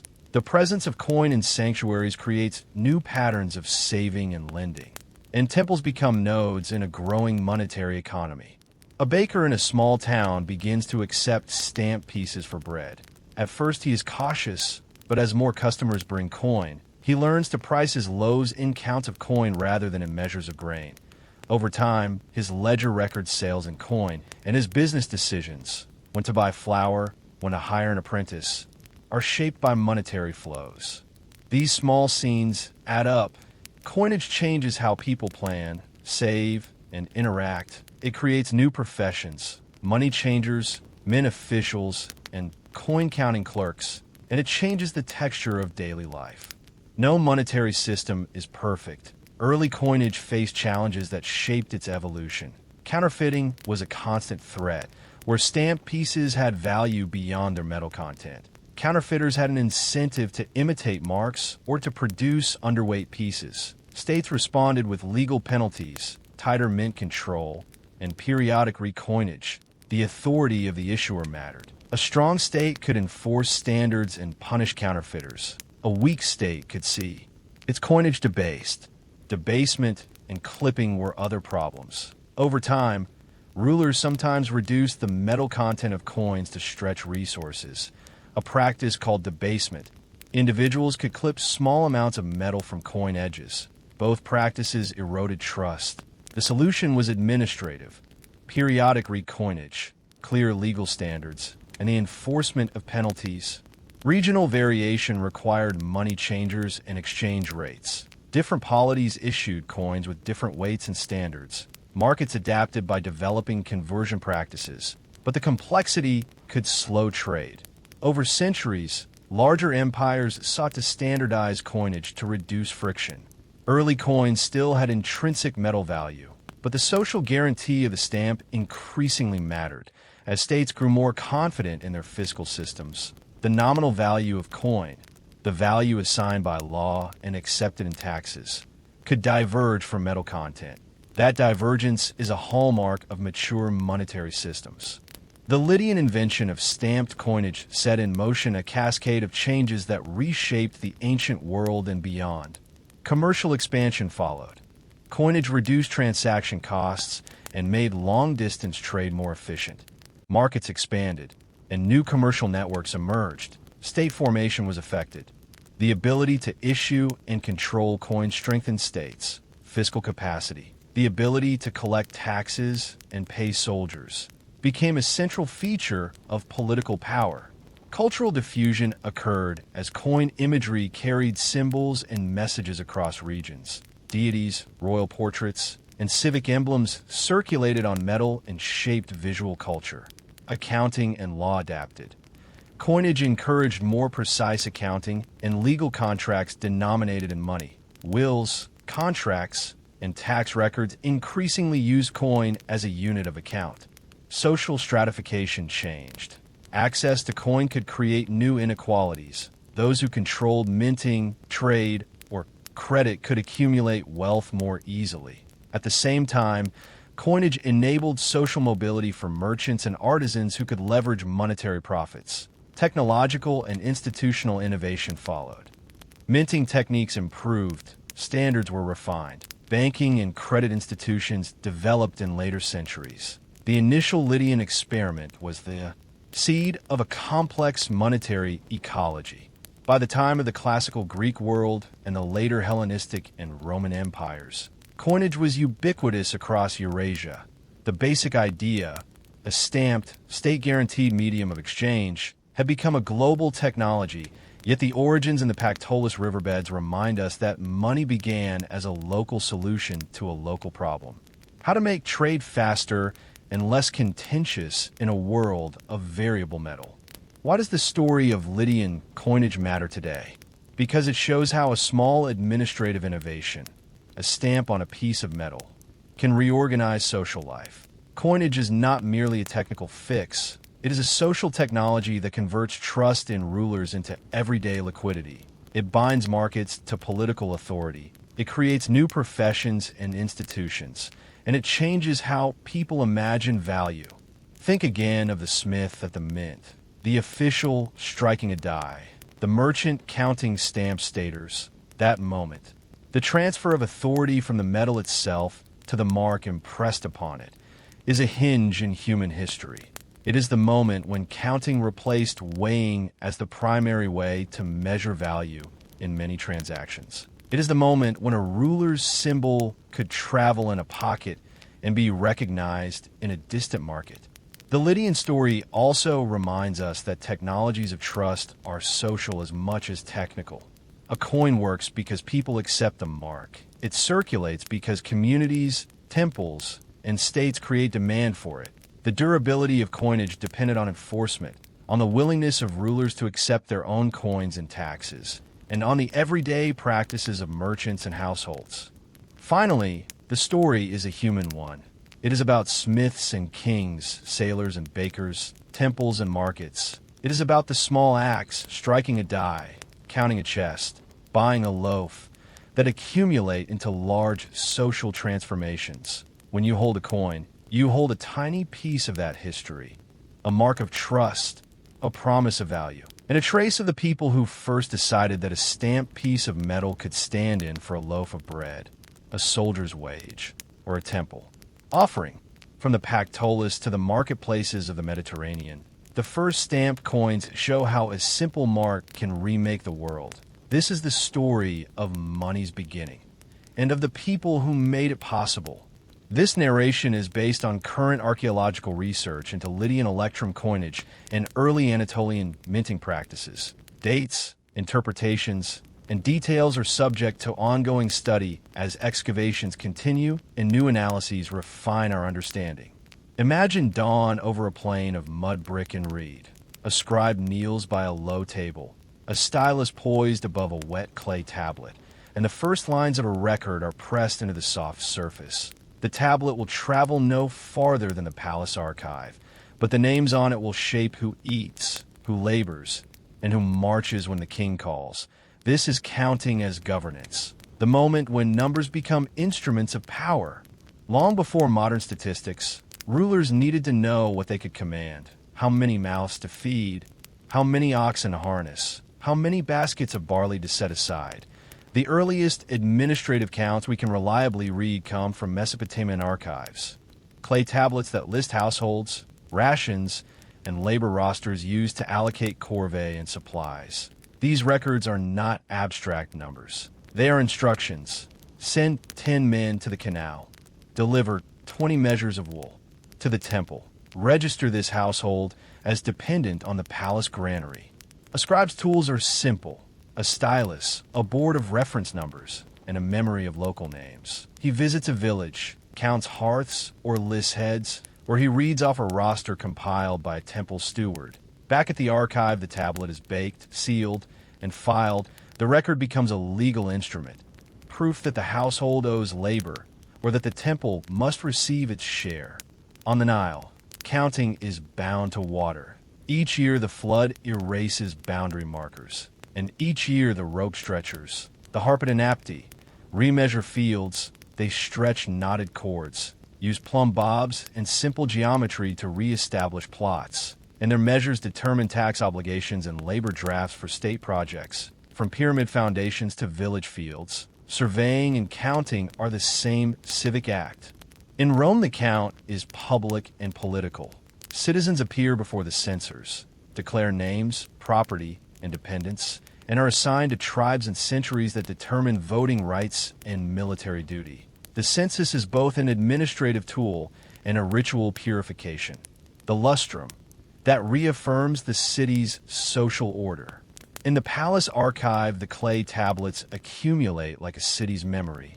Each tablet a ledger of obligations. Each line of life translated into numbers. The UR3 state in southern Mesopotamia ran a vast administrative machine, and that machine depended on counting. The counts are practical and granular. How many men are assigned to a canal? How many baskets of barley a household must deliver? How many garments the temple requires for a festival? The technology of counting in Mesopotamia is material and ingenious. Long before ink and paper, administrators used clay tablets, impress signs, and a system of tokens and numerical notation that could record quantities precisely. Small clay tokens once represented units of grain, sheep, or jars of oil, and when accounting grew complex, those tokens were pressed into clay envelopes, bully, and the impressions were archived. Later, the impressions themselves were replaced by written numerals on tablets, but the logic remained: represent the thing, record the number, and make the obligation enforceable. What does census-like count look like in practice? Often it was not a single head count, but a patchwork of registers, lists of households attached to a temple or palace, rosters of laborers available for corvée, and ration lists that tied names to monthly allocations. A temple steward might compile a list of dependents who received barley from the granary. A palace scribe might record the men assigned to a construction gang, and a provincial official might tally oxen and plows to estimate agricultural capacity. These records were administrative tools, not abstract demography. They told rulers what labor they could call upon, and they told households what they owed. Counting had consequences, and the consequences were enforced by ritual and bureaucracy. A tablet sealed with the palace seal was legal proof. A missing delivery could be traced to a name on a roster, and the archive made evasion difficult. Yet the system also allowed for negotiation. Households petitioned for exemptions, temples interceded for dependents, and officials adjusted rations in years of poor flood or bad harvest. The numbers were strict, but they were embedded in social practice. The Mesopotamian scribe used a repertory of numerical signs, sexagesimal groupings, and commodity-specific measures. A list might record 10 men for the canal, 5 oxen for the field, 20 measures of barley for the temple. Each entry was precise enough to be actionable, and the archive preserved continuity across seasons and reigns. The administrative genius was not merely arithmetic. It was the creation of durable records that linked names to obligations over time. On the Nile, the problem of counting is a problem of water. The annual inundation erases boundary markers, buries hedges, and redistributes silt. After the flood, the land must be remeasured, and the state must reestablish who owns what and who owes what. Enter the rope stretchers, the harpedonapti, surveyors who measured fields with knotted cords, plumb bobs, and geometric rules.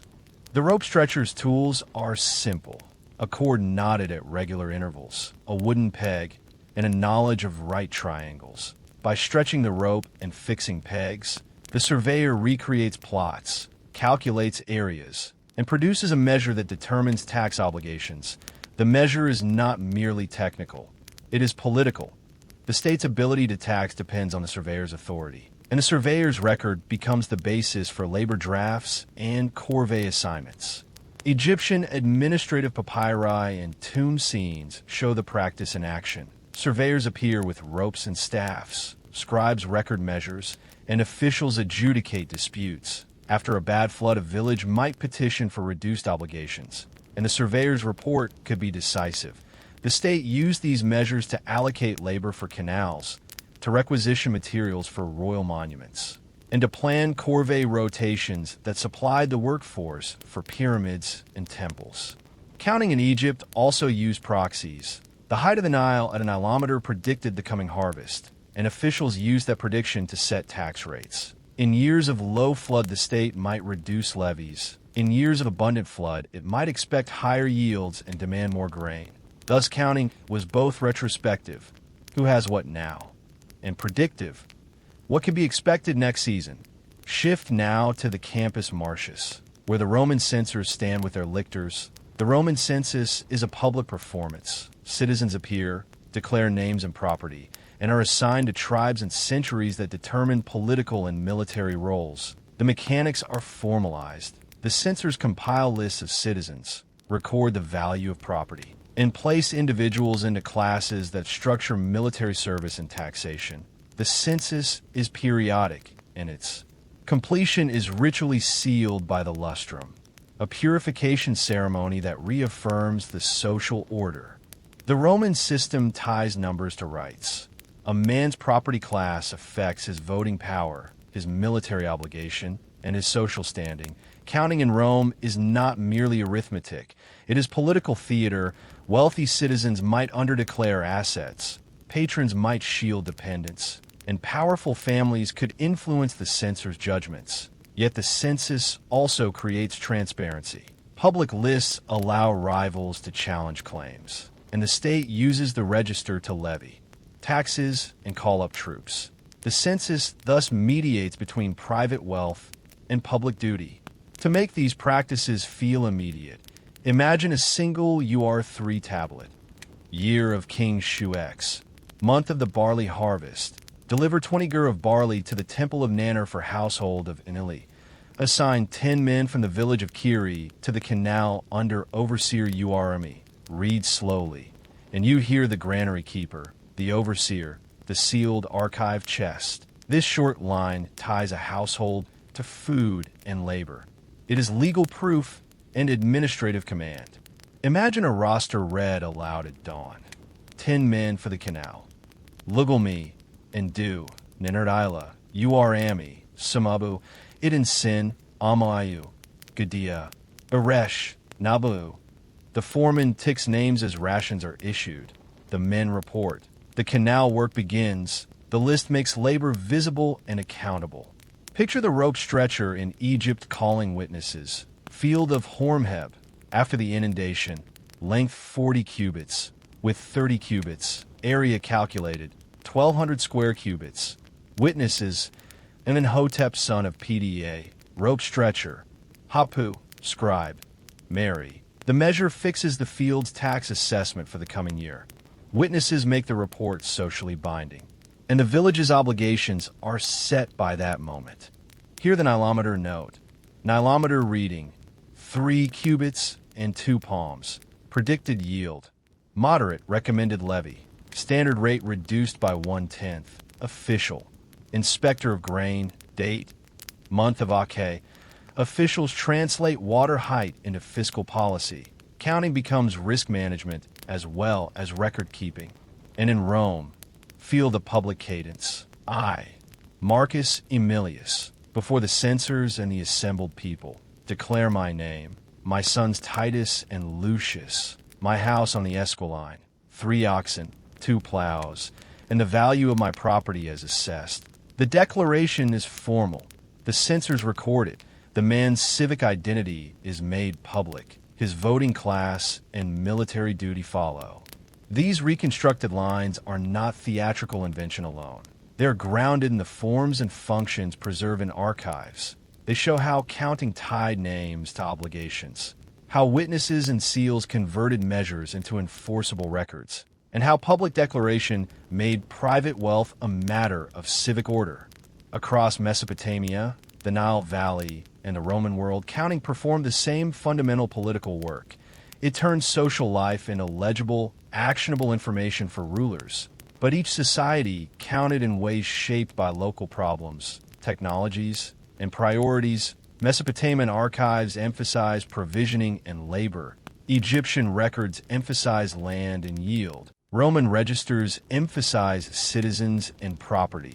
Each system counts what the state needs to know, not everything about every person. Counting is never purely intellectual. It is embodied in tools and media. Clay tablets, tokens, and sealed bully in Mesopotamia, knotted ropes, nilometers, and papyrus reports in Egypt, public rolls, lictors, and ritual lustrums in Rome. These technologies do more than record numbers. They create legal force. A sealed tablet, a witness survey, or a public register converts a measurement into an enforceable obligation. Counting is not a one-way imposition.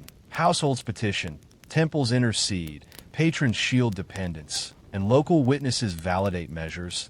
The counted negotiate exemptions. The counters rely on local knowledge, and the archive becomes a site of dispute resolution. Enumeration is a social process. It requires cooperation, and it produces new social roles, scribes, surveyors, stewards, and censors, who mediate between rulers and subjects. The ability to count reliably transforms state capacity in several concrete ways. Accurate rosters and surveys allowed states to mobilize labor for canals, fortifications, and monumental architecture. The UR3 palace could call construction gangs because it knew who was available and how to provision them. Egyptian pharaonic projects depended on seasonal corvée rotations tied to cadastral measures. Rome's military machine relied on census rolls to identify eligible men and to levy troops in an organized way. Counting enabled more predictable taxation. When the state could estimate yields from nilometer readings or calculate land area from rope stretcher reports, it could set levies that matched expected production. Predictability reduced the risk of fiscal collapse and allowed rulers to plan campaigns, build infrastructure, and sustain standing institutions. The need to count created durable bureaucracies. Scribes, clerks, and surveyors became specialized professions with training and career paths. Archives accumulated institutional memory. Procedures for measurement and record-keeping standardized across time. This professionalization increased the state's capacity to govern at scale. Counting made wealth and obligations visible. Public registers and sealed tablets exposed property and labor capacity to state scrutiny. Visibility could be a tool of justice, enabling fair distribution of obligations, but could also entrench inequality. Those who controlled records or who could influence censors and stewards could manipulate outcomes. The census could thus reinforce elite advantage, even as it enabled broader administrative order. For ordinary people, enumeration could be mundane, beneficial, or coercive. For some households, appearing on a temple roster meant access to rations and protection in hard years. A recorded entitlement could be a lifeline when harvests failed. For others, being counted meant corvée labor, higher levies, or conscription. A rope stretcher's measurement could increase a family's tax bill. A census declaration could place a man in a higher military class. People developed strategies to negotiate counts, petitions, witness testimony, patronage, and sometimes evasion. The archive recorded both compliance and contestation. The presence of petitions and exemptions in the record shows that counting was contested and negotiated. The counted were not passive data points, but actors in administrative life. Counting is always partial. Distance, seasonality, and cost limited how often and how thoroughly states could enumerate. Records survive in fragments. Archives are biased toward what the state cared to record. Marginal groups, itinerant laborers, refugees, or the very poor often fall outside formal registers. These omissions matter. They shape our modern reconstructions, and they shaped ancient governance, leaving gaps that rulers and subjects had to manage through local practices and ad hoc arrangements. Errors and manipulation were also part of the story. Underdeclaration, bribery, and administrative mistakes could distort registers. States responded with audits, resurveys, and legal penalties. But the cat and mouse between counters and the counted is a recurring theme across time. The administrative practices developed in Mesopotamia, Egypt, and Rome are ancestors of modern statistical statecraft. They show how numbers become instruments of governance, to plan, to tax, to conscript, and to adjudicate. The technologies changed from clay to paper to digital databases, but the political logic remains. States need legible populations to act effectively. The ancient record also offers a caution. Counting can empower and exclude.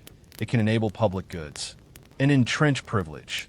Understanding that duality helps us read both ancient archives and modern censuses with a critical eye. Return to the scribe at the archive, the rope stretcher on the Nile bank, and the Roman paterfamilias before the censors. Each scene ends the same way. A mark is made, a stylus stroke, a knot tied, a name pronounced, and a record is set into motion.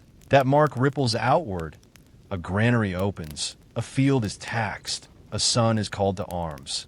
Counting is a small administrative act with large consequences. It is the quiet technology by which states learn what they can command and by which people learn what they must give. From clay tablets to knotted ropes to public rolls. The first counts show how numbers became the language of power and how ordinary people learned to live with being counted. This is the story of the first censuses and population counts of Babylon, Egypt, and Rome, and of the scribes, surveyors, and censors who turned social life into legible records. This narration is based on current archaeological and textual research into UR3 administrative archives, Egyptian cadastral practice and nilometer records, and Roman census procedures. Dates, interpretations, and details are subject to ongoing study as excavations continue and new analyses refine our understanding.